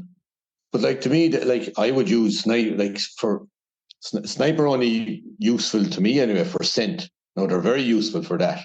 Like in the introduction stage, I would shoot a lot of snipe, and the reason I shoot a lot of snipe is for retrieving practice, because like they really need to learn two things: to mark the fall, and then to hold an area to try and pick that bird, because they're harder to pick. That and the fact that I love shooting them anyway, but twofold. But yeah, but like partridge are another option. Pheasants, I don't like pheasants because they're a natural running bird. They'll run a straight line and they'll take the pattern out of your dog, because your dog's pattern should be left to right. Like you would have seen them, Anthony, in the trial, like hunting left to right and flat. Yeah. That's what you want. Whereas a pheasant takes off, he runs that straight line, especially if there's a hedge or something. And your dog will naturally want to follow that. Yeah. So for that reason, I don't like pheasants. But game and ideally game that you can have that dog finding near your feet, because that's where they have the good memories then, and they're not miles away later on. Yeah. Very good. Very good. And like the age question, it's very hard to answer, but definitely I wouldn't take a dog to game until I'm kind of well bonded with him, have him, that they're listening to me, listening to my commands, my whistle, all that's all done before I go near game. Very good. And so, some can go earlier. It's like the water. Some dogs will love the water, no matter what temperature it's at. But you don't know that until you go. You know what I mean? Yeah. Have you ever seen it? A lad messaged this in now. That's going back a good while ago, and he asked the question: have you ever seen similar to a dog being gun shy? That obviously when a dog is on a scent for the first time when they go after a pheasant, like pheasants make a hell of a lot of noise when they get up first. Have you ever seen it that it actually, similar to a gunshot, it actually frightened the dog? Do you know that it was? Yeah, I have. Yeah. Often, and that's why I say like that's why I prefer the rabbits. Because they do get it. It's almost, what's this? You know what I mean? And they jump back. And now some of them, again, some of them won't jump back. Someone will drive in and grab it, like, you know what I mean? But yeah, I mean, they can frighten them. And I remember, you know what I mean? Even a pigeon, a pigeon coming out of it, like, that can give them a fright. So it's just, but look, it shouldn't give them the same fright as gunshot. Yeah.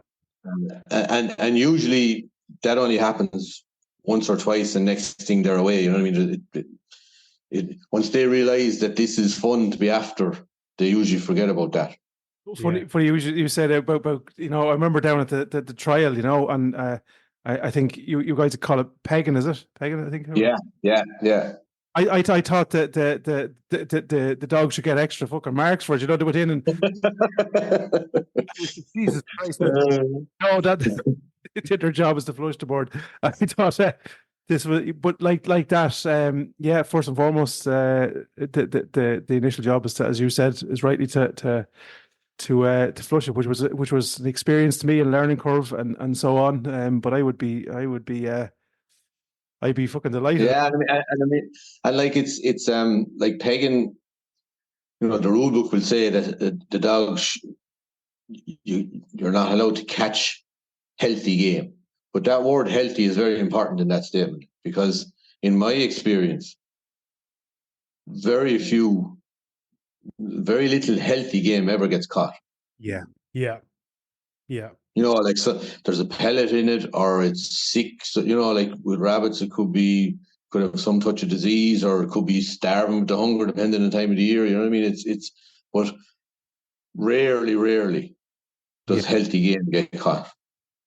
And then I suppose, Pat, just I suppose the next follow on, I suppose, from Brendan there is quartering. Then how do you start to train the dog to quarter, and how far away from your feet do you like the dog? In terms of how far away do you like your dog to be? What's the maximum? What's the well? Now it's important to say here it depends on the wind direction. But we'll just assume the wind is in your face. Yeah. I want the dog. I like him near me from a forward point of view, but I like him doing a wide beat left and right. So like when I say a wide beat now, that like they're spaniels, they're not setters. So like I'm talking about maybe 15 meters each side of me. Okay. And again, I'll take it back to the trial today. You saw the width of the guns when we were doing the crop. Like you saw the width that the guns were. Like I want my dog going gun to gun. Yeah. Cover that beat. But I want him in a headwind. I want him only, like I'm talking no more than 2.5 meters in front of me. Yeah. So now, if the wind is on my back, they need to go out and then hunt back towards me. Yeah. They should always hunt into the breeze. Yeah. Because they won't, and this is a fact, they will not find game, even whether you're retrieving or hunting, they won't. I've seen them a foot the wrong side of the breeze to not locate something. Yeah. And I've seen them 10, 15 yards the right side of it and they lock on, you know what I mean? So it just shows you the power and the importance of wind treatment. Yeah. Yeah. So different distances for different winds, and then obviously as you rightly said, and how do you then? So I seen it kind of up close and personal, the quartering. How do you begin that training then, Pat? How do you for say people, because we have a few people starting the dog journey now. How do you start that process? I mean, I would start here, like when they're babies here on the lawn. I would even sometimes I just walk. You're almost, your body is almost naturally going left and right, and the dog will start to move like that. You know what I mean? And then you just build on that. And once I start to put a pattern into them, like I could. First of all, they need to be happy to travel. Like what I mean is that they'll travel over the ground, because there's no point if they're not going yet. There's no point in trying to put a pattern into them. But and when I talk about a pattern, I'm talking about quartering, like what you're asking me. You know what I mean? So, but once they're traveling, like I could be out here they could be just messing around in the field. I'll call them in and start getting them going left and right, and like they usually just start to do it. Then they learn. They naturally know what to do almost, but they learn from your movements. And then like so when breaks work, they're coming back into the to work essentially. Yeah, exactly. And like so okay, so if I'm going out to hunt with a, just say a trained dog or a dog that's ready that has done a bit of pattern work, like and the breeze again is in my face, I'll sit the dog up looking at me and I'll cast them left or right. Because if they're looking any other way and you cast them, they're like, if they're looking forward, you cast them, they're going to go forward. Yeah. And then they've missed ground left and right. Yeah. And possibly miss game. So looking at me, cast them left or right, and then they're into their flow. And like until they're experienced, I'm moving with them all the time. So like when the dog is gone to the left and makes its turn, I'll just move my body to go right, and they'll just come flying past me then. Yeah. So and ideally, then your quartering pattern should be almost like a flat U. So they go left, they go out, they turn into the breeze, and then they come back towards your feet and out the other side again. Very good. Very good. Yeah. It's very good. Yeah. We've another question there. Have you ever had it, say, where you have a dog, or is it something that you just genuinely would never do? If you had whether it be a dog or a bitch working well, and you ended up getting the dog neutered or spayed, does it completely change the characteristics of the dog? Is it something you've ever come across yourself? Or would you be very hesitant to do that if you had a good, you had a good gun dog? You'd try and breed out of it. You're asking the wrong person, Benny, because I don't know. I've never done it, and like I wouldn't do it because I want the line to live on. You know what I mean? So I genuinely don't know. I'd imagine it would affect the temperament, but not necessarily in a negative way. Yes. But I don't know. Yeah. No, just the reason I remember when we brought our own cocker into the vets here a while ago, and he was kind of just talking about, I suppose he was kind of putting it to us that the health benefits of getting him, neutered. Yeah.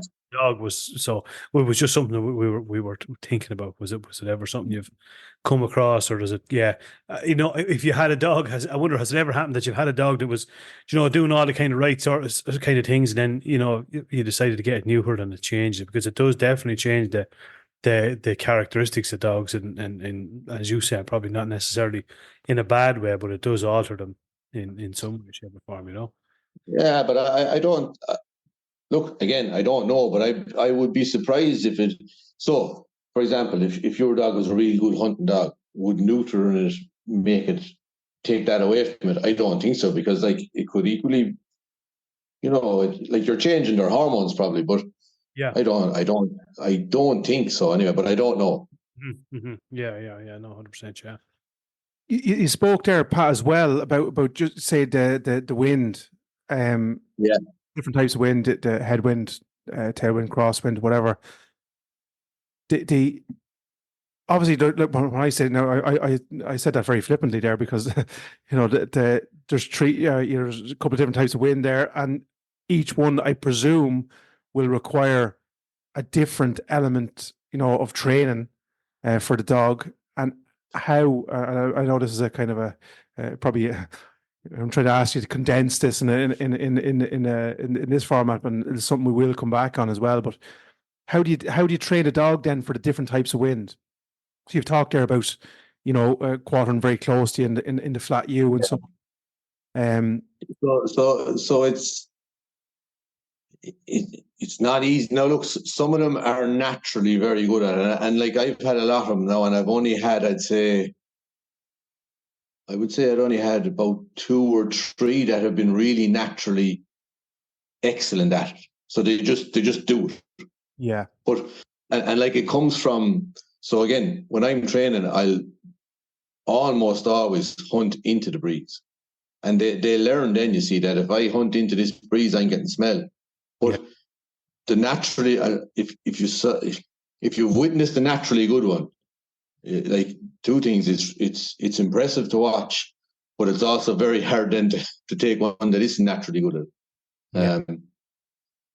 But it is like a dog treating the wind properly is impressive to watch, and to watch them change to treat their breeze, because if I start off with a head breeze, the next thing we turn and it's on my cheek, and then we turn again, we're gone fully back around now and it's on my back, and the dog every time changes its pattern. That's it's very impressive to watch.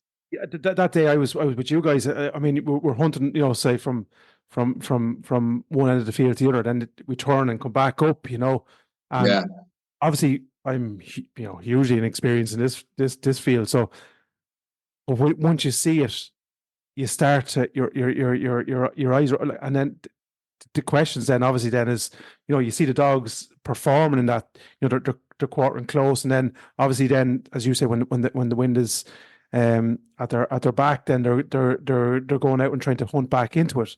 So you're saying that comes semi naturally, but you're once they become comfortable hunting. Yeah, I mean they'll all learn.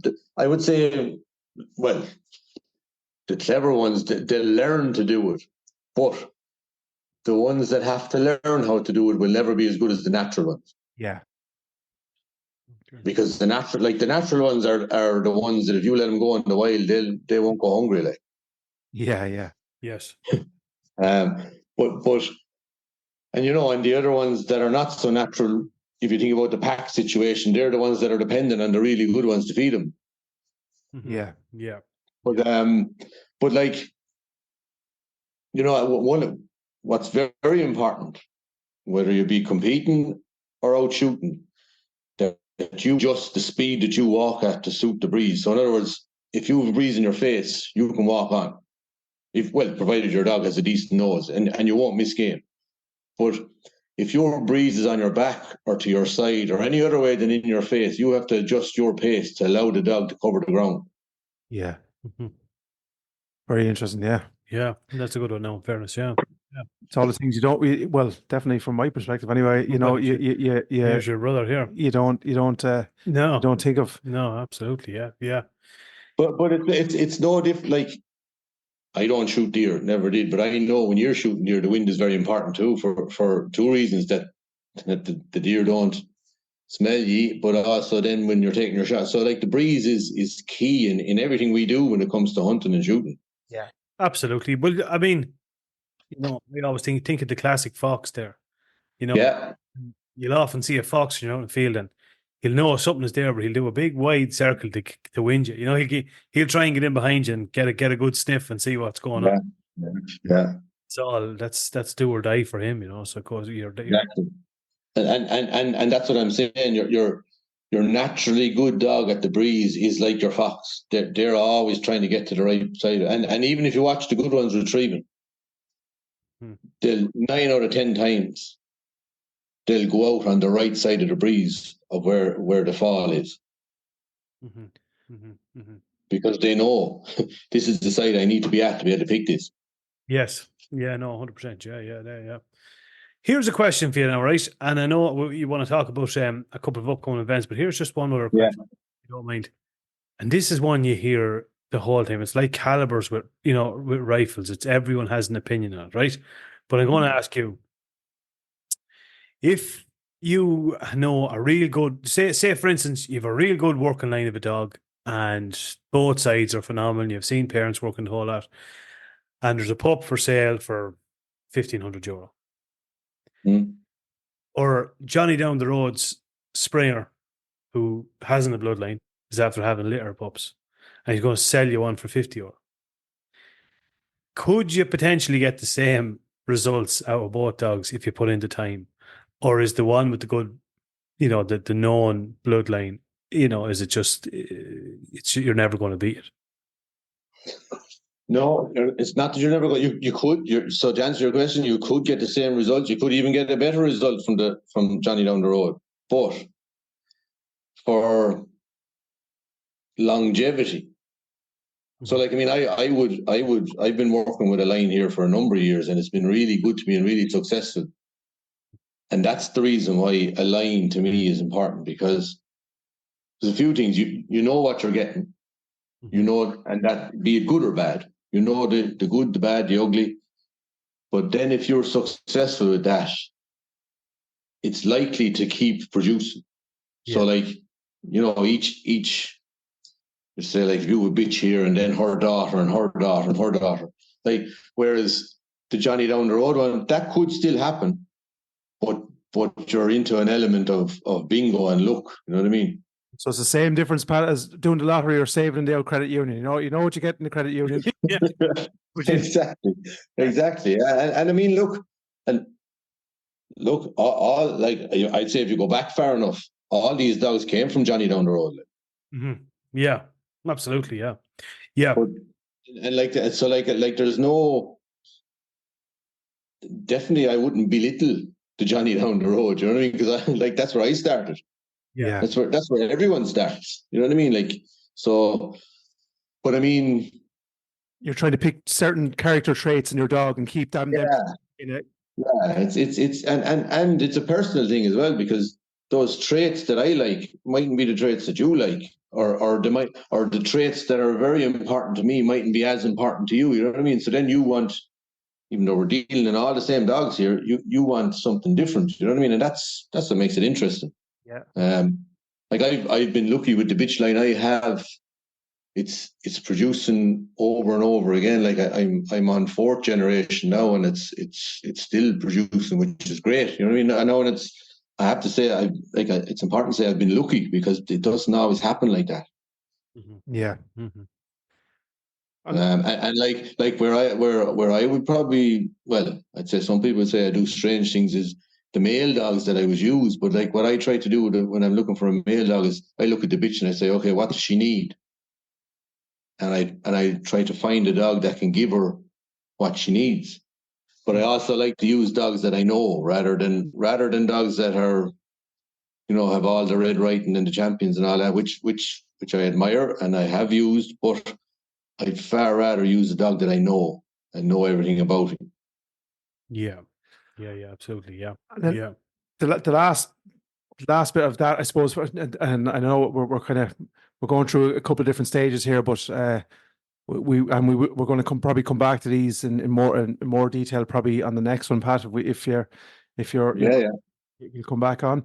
But in the final stage of the retrieve, then how do you get a dog to present? Then, like, again, one of the final stages, but probably the one of the most, or not one of the most, but one of the important ones. How do you get the dog to present then? How do you go about that?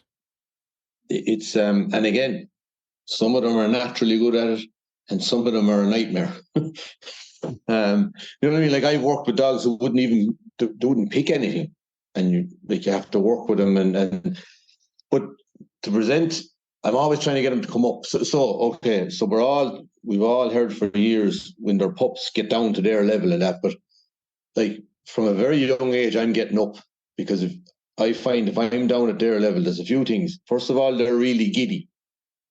And when you want them to present, as you said, Anthony, and it's the right word, like, you don't want them giddy. You want them calm, steady. They sit up in front of you. So, like, the first thing to start doing before you ask them to retrieve is getting them to do that without anything in their mouth. Yeah. So sitting up in front of you, looking up into your eyes. And like, I'm here saying this, and I have that young dog at the moment, and he dips his head. Now he holds on to everything, but he dips his head, and it bugs me a bit. But it's not a major problem. But it's not that nice presentation that some of the others would have. Even like a sister of his, I have her here. She's a really good presentation. So it's but the main thing is to start to get him, and I would do it again when I'm out the field and they're fooling around. I'll call them in, and they'll come running in, and they'll sit up and look at me. That's that, and praise them for that. That's how I start. Very good. And then you introduce, and the other thing to watch is, don't introduce anything too heavy at the start, because if something is heavy, it naturally pulls their head down. Very good. Yeah. So like I would work a lot starting off with tennis balls or whatever, and then like I have different types of dummies then that are different weights and that. But in the end, you want them to carry, like, a heavy, like we call it a hair dummy, or that. You want them carrying that and being able to lift that up to you. And like, labs would be better at it because they're bigger and they're stronger. You know what I mean? Or if you have a bigger, even a bigger spaniel, like they're better at it. But the one eye opener I got a lot of years ago, I was at a Cocker Championship in Scotland, and there happened to be a lot of hares shot at this championship. Now in under IKC rules, Irish Kennel Club rules, hares they're not allowed to be shot, but under English Kennel Club rules they are. But these hares, like, some of them are almost as big as the dogs, but they seem to know instinct just to lift this thing up and carry it back high. It was amazing to watch them. Wow. Yeah. It's another kind of pertinent thing that I noticed when I was down there. The dog coming trotting back with the kind of the pheasant kind of presented in the middle. It was one of the compared to, say, for argument's sake, we were predominantly hunting here in clubs, and there's not as much. What would you say? Obviously there's not the prestige and the caliber of dog. Obviously, in general, I'm talking about. You know, I know there's probably people listening and saying my dog is every bit as good, but you know what I'm saying. And it's lovely to watch that or to see that. You know, so you can kind of visualize that, as you were saying there, with a fine big hair in the mouth, and they're coming back. Obviously, you know, kind of proud. It's almost a proud thing, isn't it? You know, Yeah. And I mean, no, I have to say that's an element of our sport that I'm glad to say has really improved. You know, if you go back 10, 15, 20 years, delivery wasn't good. You know what I mean? And you'd see fellas rugby tackling the dog coming back, and like it was so that, and like think like them. Why is it important? It's important if that bird is alive and it's a runner, because if the dog doesn't present it right and you don't get a hand on a leg or a wing, it's gone again. Yeah. And like that's why I bring everything back to the shooting field. That's why it's important to me as a shooting man. I want to get that piece of game in the bag, and I also want to get on to get another shot as fast as possible. Yeah. So that's why, you know, all this training is all about, for me anyway, preserving the next piece of ground and the next piece of game. So go out in a straight line to pick what I've shot. Don't touch any of the other ground either side. Get back to me fast. Present it. I put it in the bag, and away we go again. Very good. Yeah. Very good. Yep.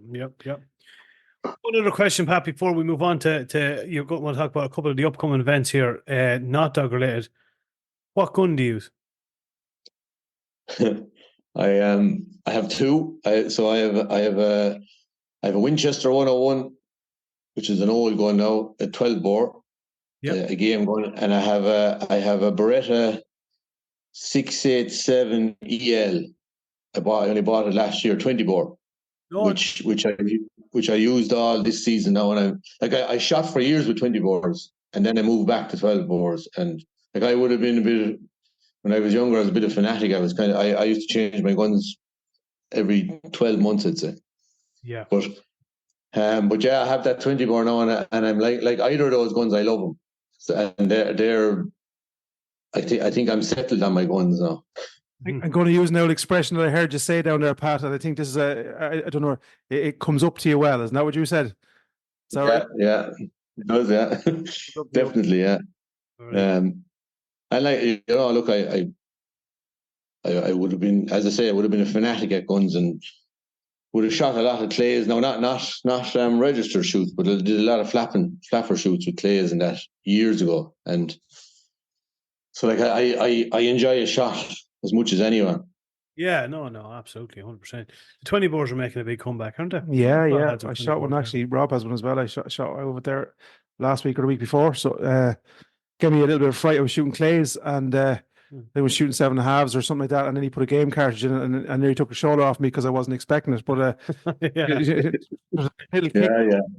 the game cartridge, all right, right. But lovely gun, lovely. You know, obviously beautiful to use in the field and nice and light and It's like mine is a lovely gun, and I was kind of holding out for one of these. It's the ELs are a bit rare now, not rare, but they're not as popular as, you know, like your double E, double L, or your standard.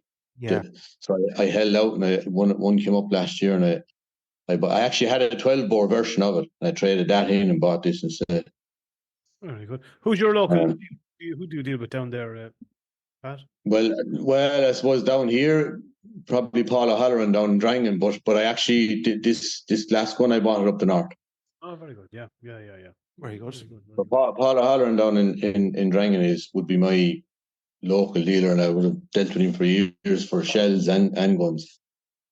I have an old Beretta myself. I've the old gold trigger myself. I like it as well. It's me. Yeah. 682 Goldie. I think the a little bit more what would you say, popular, or a bit more regular than your one, not as rare. But they're a nice gun too now. They're a very nice gun. But like Beretta make a good gun, but it's just what's it like. You know, years ago, my first 20 bore was a fab arm, and the biggest mistake I ever made was getting rid of it. Really? And I got rid of it at the time, thinking fab arm's not good enough for me anymore. Mm-hmm. And if I could get one today, I'd buy it. This gun was a cheap thing, but it suited me. It came up to you well, Pat. Well, yeah. It came up to me very well, Anthony. Yeah. Lovely. Now, But, talk to us. There's a couple of upcoming events, and I think we want to try and shed a bit of light on this, because this is, and I would profess this from being down there. There's a couple of nice events coming up, and I think anyone, even with an interest in dogs in general, this is, you don't necessarily have to be, a wild game enthusiast, but there's, even from a spectator point of view, I would encourage people. I think it's a beautiful thing to witness up front. But you have a few events. Did you want to give a shout out to Pat? Yeah, so we have on the 10th of March, we're running our, I'm going to say annual. Look, first of all, our club has this year been established for 20 years. And in that 20 years, we've run classes, or we've tried to run training classes every year. Doesn't always happen, but so this year's one is on the 10th of March. It's Sunday, the 10th of March. It's in a place called the Rag, which is just a couple of miles outside Thurles. Be a 9 o'clock meet, and hopefully we'll be up and running by 9:30, and the day will probably run till about 1:30, no later than 2 o'clock. And there's a reason for why I say no later, because you start to lose the dressing room if you go on any longer. You know what I mean? So yeah. And that it's basically everything we've talked. Only it's the practice. You'll see it. Like there'll be dogs. So first of all, there'll be a couple of key speakers there. I'm going to be there because I'm there anyway. At the moment, we're pretty sure, not 100% sure, but we're hoping we're going to have Damien Kelly down from Tyrone. So Damien won this year's Irish Cocker Championship. He's won the Springer Championship in the past, and he was actually second in the Retriever Championship a few years back as well. So vast, and a shooting man at heart. So vast experience, very good communicator. So we're hoping to have Damien down for that. And as I say, I'll be there myself, and other lads in the committee will be there too. The cost of the day is €50. I think it's money well spent. And like, we've had a lot of success in the past, or people who've come to the class have had a lot of success. Some people came just to train their shooting dog a bit better and went on and actually won trials and made up field trial champions. Other people came who were competitive and went on and won. There's one guy in particular, he won the Irish Championship twice and would have come through our class to do that. And others, featured high in and featured in a lot of trials. But I don't want it to sound all about the trials and the competition, because it's equally useful and maybe even more useful to the ordinary, and I don't mean ordinary in a derogative way, to the ordinary shooting person, which I consider to be one of them. Yeah. So it's a good day. It's a light-hearted day. The key to this day's success is the interaction of everybody that's at it, because that's when it really works well, when we get lots of questions, and people they're welcome to bring their dogs, but we won't get a chance to look at every dog. You know what I mean? So what we try to do is we bring a range of dogs from as young as possible up to fully trained, to show and to demonstrate how to get things done, and then in the end how it should be done. Right. And like, contact for that then is our club secretary, Ivan McAllister. So there's it's actually up on the North Tip Working Dog Club Facebook page, the contact details. I can't remember the email address. It's the North Tip email address, but Ivan's phone number is 086 302 0843. So get in touch with Ivan if you're interested, and he'll give you all the details of where we're meeting and stuff like that. Brilliant, but I think 50 quid. Like, 50 quid, yeah. I mean, there's people going out and I know this personally, because I was talking to a couple of people during the week, and this is non-hunting dog specific, but in terms of spending a couple of hours with a dog trainer and stuff like that, you're talking about multiples of that. Yeah. You're getting what would you say, speciality treatment in terms of you've champion trainers and dogs at your kind of in front of your own eyes, and a wealth of experience, and you're getting a more in depth. I know we're kind of just because we're obviously from a hearing perspective, but from a visual perspective, which is always a lot easier from both the recipient and the speaker. You're going to get a visual of how to do certain things properly, get interaction. And my dog is doing certain things, I presume, and so you're going to hear other people's problems, which might become your problem down the line, or might have been your problem. So you're going to get exactly problems. So that very geez, You as I said, you wouldn't get a burger and chips and a pint for that now, Yeah, and I mean the other important thing that I like about these days is it's if someone is interested in getting involved in trials, it's you've come to this, you've met a few people who are involved, so the day you go to that trial, you're not isolated. You know these people. It's just a good introduction to it, and in a because the day of the trial, a lot of people they'll have their game head on, and they won't be just talking, and it's nothing to do with that they don't want to talk to you. They're in the zone. But on this day, there's plenty of chatting, and as I say, it's the interaction that makes it really good and really interesting. And you're right, Anthony. Like, somebody will say, my dog is doing this. How can I fix it? And next thing we go through that, and someone else in a week's time, geez, my dog is now doing that, but I remember what the lad said. You know what I mean? So it's good for that. And like I know people who've come there and they've made friends ever since. So which is great as well. And I think there's, even from, I have to be honest, Pat, when I was going down to the trial, because you're coming into a new environment, every time you step into a new, it's something out of your comfort zone. It's, I can attest to be proficient in. So you're coming down, you're kind of a little bit nervous and so on. And I'm saying this from my perspective now, coming as a kind of a newbie into that environment and so on. I couldn't have been. And I was standing back from afar. I watched people coming in, kind of trickling in that morning. There is a community about it.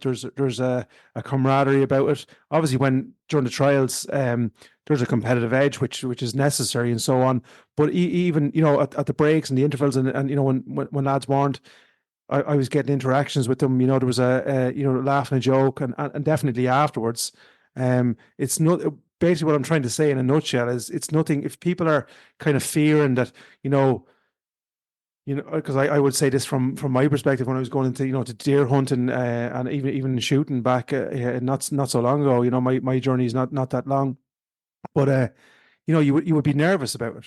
But once you put the hardest part is put the foot in the door. And I think you're going to find a welcoming community there. Yourself and Ivan as well. Huge shout out to you guys. You make everyone feel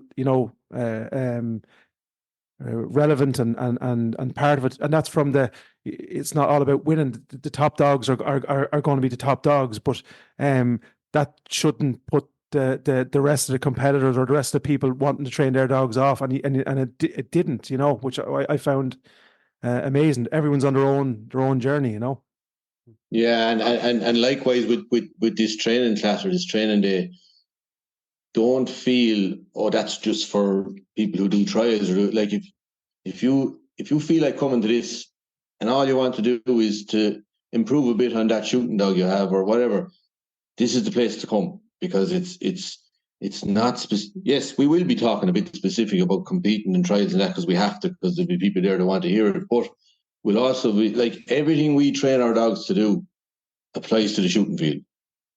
Yeah. Mm-hmm. Yeah. I think that's what holds back a lot of people, and I'd be guilty of that too. There's often things and courses and stuff that I'd be on, and the first thing I'd be going is, do I know anyone that's going to it? Yeah. Somebody would say, all right, sure, that's grand. It's just that type of thing, isn't it? It's a bit, but definitely Anthony, has said and echoed it numerous times, that the warm welcome and stuff he got when he went down to the trial that time. And as you're looking, if you listen to the podcast now, Pat, sure. Exactly. Exactly. Yeah. Yeah. But so that's that. I'm not sure the date yet, but in early to mid-April we'll be having our working test, which is it's like a simulated trial, so it's on dummies. You know what I mean? So again, a very good day to come to watch, because the trial you were at, Anthony, you were lucky because you could see a lot. It's not like a lot of trials are not always spectator friendly because they're in woods and stuff like that. Whereas a working test, it's very spectator friendly. And again, it's a more light-hearted day. Yes, it's competitive, but I'm not sure the date, but I'll get you the date nearer the time, and I'll send it in to you. But it's well worth a visit as well. And like you could have up to 35, 40 dogs at that, ranging from puppies right up to adult or up to open dogs, we'll say. Very good. Very good, yeah. Very good. If you're short of a few dummies, no, we know plenty of them, don't we? That's fucking true. No, very good, very good. But so yeah, that's what's on the horizon. The main thing is the class on the 10th of March. Again, look up the North Tip Working Gun Dog Club Facebook page. Ivan's number again is 086 302 0843. Give Ivan a shout. He'll go through all the logistics and that, and hopefully we'll get a few interested. To be honest, at the moment there's not a lot of interest. It goes in waves like that, but hopefully we'll get enough to so that this can go ahead. Absolutely, I'm sure. Well, look, we'll get Ivan to tag us in the Facebook page, on the Facebook post, and then we'll share it then, and we'll word spread and look at this. I think this is a sport that or part of our sport, that needs as much publicity from a positive perspective. I think there's fantastic people in it, fantastic animals in it. So it's a sport we need to keep alive and kicking, and keep doing what. Yeah, exactly. Yeah. Here. And the more new blood we can get into it, the better. So good stuff. Absolutely, 100%. That's what it keeps going. One last question, Pat, before I let you go. Is there another All Ireland in Tipperary? Is there? I hope so, but I don't think it's this year. You heard it here first. Just when you say that, our own club here, our junior bees are in an All Ireland final next Saturday, a week from Saturday, up in Killeedy. So we're looking forward to that. It's a great achievement for it's the third team in our club, third adult team in the club. So both Ivan and me have young fellas on the team, so it's great. Very good. What is your local club, Pat? What is your Drum and Inch? Drum and Inch. Oh, very good. Well, the best. So yeah, I don't know if you follow hurling, you probably heard of Shamie Callan. No, we'd be Kildare. We have to remember. All right. Well, Shamie is our club. We're struggling to get our football started. Up here. Yeah, exactly. We can't even get our football team to work this well ourselves. No, we won't. Very good. If Shane O'Neill's listening now, I tell you, he'll be, his arse will be on fire there, because I think them boys got robbed down there in the final this year. But he's a Kilkenny man, so the bit of a nice right down there. Absolutely, yeah. Definitely, yeah.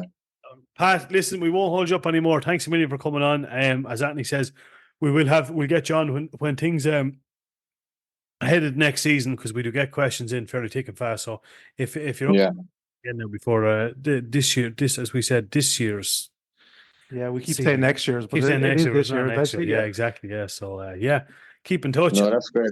Yeah, and thanks for having me, lads, and thanks for giving me the chance to give the class a bit of a promo. Always a pleasure. Very, very welcome, and onward and upward to the North Tip Working Club. Thanks very much. Thanks, Pat. Pat, have a good one. Take it easy. Take it easy. Bye. We're back, lad. That was the one and only Pat Brennan. That was Pat. Now, gentleman. Fierce, nice fella, yeah. Sound skin. And a wealth of information there. So for anyone that's looking to continue their dog training journey, and 50 quid, we're just saying that 50 quid for 50 quid is for nothing. If you picked up one thing, man, yeah, absolutely, for nothing. Yeah, so get down. We'll share the information there on the page. Yeah, get down to that. That's Yeah, be a good one to go and see now, in fairness. Absolutely. Yeah, I obviously missed out on the last year, but you were raving about it for age. You reckon it was just a fantastic experience? That was a trial, but this training day, and even if anyone wants, to be put in contact, they can contact the podcast and we'll put you in contact with Pat or Ivan. So absolutely, get down. Yeah. It's a fantastic community. Brilliant people. Yeah. Brilliant people. Super stuff, man. What is the plan for the week? Well, we've done a little bit of hunting last night. We did. A bit of crack. We did, right? Bit of crack, yeah. Yeah, and we're out with the Big Mac. Now there's, I think both you and I are being duped into a bit of a challenge between McQuaid and Mr. Beautiful. There have come up with a plan. I think prior to us about the clay shooting. So what I think we should do is me and you should get out, do a bit of clay shooting to get a bit of practice in. Yeah. Motherfuckers, don't embarrass us. Yeah, absolutely. But I think that's coming. We were down in Lakeland a couple of weeks ago. Oh yeah, shooting a few clays. Lovely setup. Fantastic setup. It is. Yeah, that was your actually first time down there, was it? It was. Yeah. Super spot. Back down. My license came yesterday, so I'll be back down hopefully tomorrow to collect my gun. Lovely. So looking forward to that. Tell us, what did you get again? I got a CZ 457. Yeah. Short barrel varmint, so it's the heavy barrel short.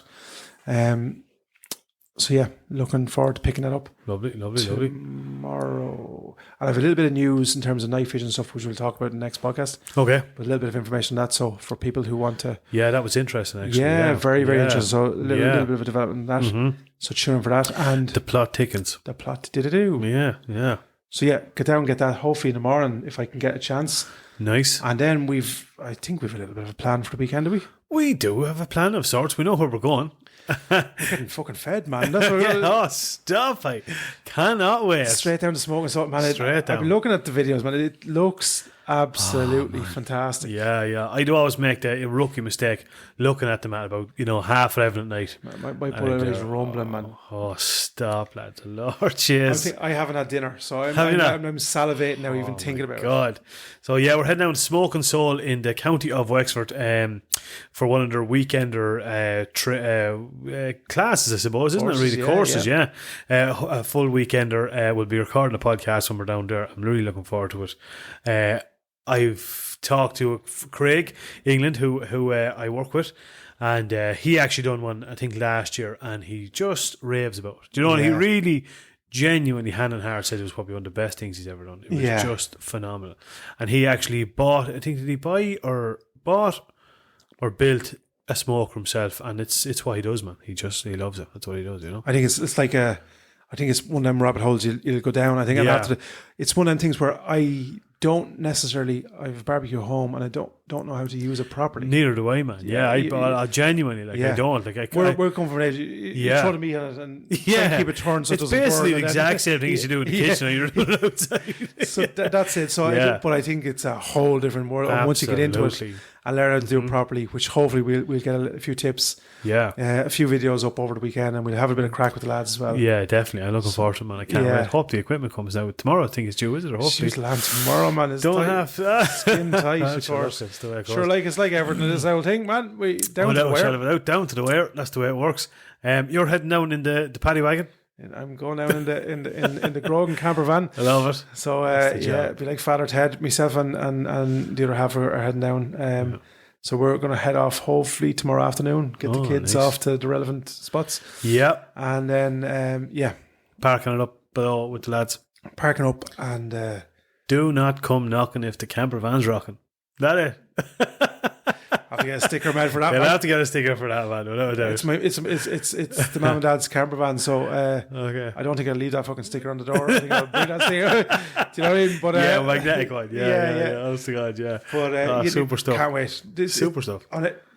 This will be, I know it'll be up your street anyway because there's the engineering side. Yeah. Absolutely. Yeah. So the boys make all this gear down there themselves. Yeah. So yeah, if anyone who hasn't seen, I don't know where you've been, but get on Smoking Soul. They do this weather thing, man. Brilliant. It's fucking class. Jimmy be down there. Well, hopefully, yeah. He's a character. Yeah. He's a character. Yeah. So we'll get a few pictures of yourself and Jimmy there. Yeah. We should have a weld off. Well done. That'd be cool, wouldn't it? There you go. Yeah, honest to God, yeah. Bring your mask. Do you have one? Do you have a like what do you call the boys? American Chopper. You know the helmets with all the. No, I don't not want as fancy as that. No. I have a helmet that's exact, but I don't have all the stickers and shit. No.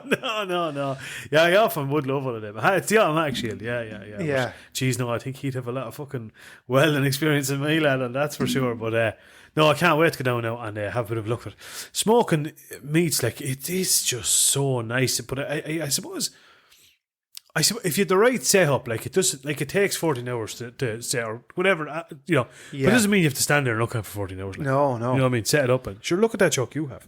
But I think isn't that the thing? It's the mystique and all that kind of stuff. When you don't know something, you kind of, oh, geez, that's fucking a whole pile of hassle. Yeah. Sometimes it turns out to be less hassle than an actual. Yeah. Do you know what I mean? No, 100%. Yeah. Because you've less worrying to do because the thing does. I'm not saying No, but when you know how to do it properly. If you know what you're doing, exactly. Yeah, 100%. Yeah. So I know Craig gets up in the middle of the night, gets it up and cranked up and running, and back to bed and checks it a couple of times during the day, and boom, yeah, job done. Savage. You have the kind of the most. I've got it right a few times. Yeah, but it's not by any kind of. It's just by kind of default, you know. Yeah. And then a few times I've got it wrong, and it's been tough and overdone, and so yeah. Hopefully this weekend I will shed a few light to a few questions, and I know it will because I've seen some of the people talking about the course, and it's just been Yeah, unreal. No, I can't wait. I cannot wait. I'm going to go on the bike. I don't know. I think I'm hoping to go on the bike, and I'll see what the weather's like. I'll see. It's a good old spin. It is a good spin, man. It's good. 2.5 hours. 2.5 hours. Yeah, that'll be a little bit longer than the fucking camper van. Yeah. So look, we'll see. We'll see if the weather's good. Look, I'll be going down one way or another. But if the weather's good, I might bring the bike. And that'd be nice. It's a lovely spin down there. Even if it was dry, it was cold and dry. 100% cold, no hassles. It's just dry. It's no fun riding in the rain. Like. No. So yeah, that'll be the crack. So yeah, no, looking forward to that, man. Yeah. So yeah. Quick one before I let you go. Did I imagine something, or did I see something or read something somewhere that the deer licensing is changing now, that you don't need 100 acres? Yeah, so there's a new online application, I think. Okay. I'm actually due to do mine tomorrow. But yeah, as far as I know, you do not need the 100-acre permission. Somebody said that on some of the forums. I've seen that couple. I've seen that. So I don't know. Anyone can apply, or? Well, no, this is I've seen conflicting. So I've seen you don't need the 100-acre to get your deer stalking, but you need the 100-acre to get your license for your rifle. Oh, okay. Or vice versa. Can't remember which. Yeah. Which one would that be? Yeah. I can't remember. It's that long ago. Yeah. Do a generic thing where I just copy what I've done last for the license. Yeah. Okay. Yeah, we'll find out. We'll find out. So if anyone knows, let us know. Yeah. What exactly is going on there? Yeah. So we'll get the ball rolling. All else is quiet. Hopefully we'll do a bit of hunting next week as well. Yeah, absolutely. Sure we may, man. It's the last. Last chance saloons. We'll go for a stroll anyway. Yeah, definitely. Yeah. Yeah, it'd be nice now to hear, because it was nice actually last year. We had some good crack last year, didn't we? We did. Yeah, it was good old crack now. Yeah. So we might try and we'll round the season off with a bit of a bang. Yes. Well, if not a bang, a bit of crack. Yeah, exactly. Yeah, without doubt. Shin, we'll wrap it all up. So. Yep. Stay safe and stay hunting, lads. Have a great weekend, and we will talk to you on the flip side. Over and out. Take it easy.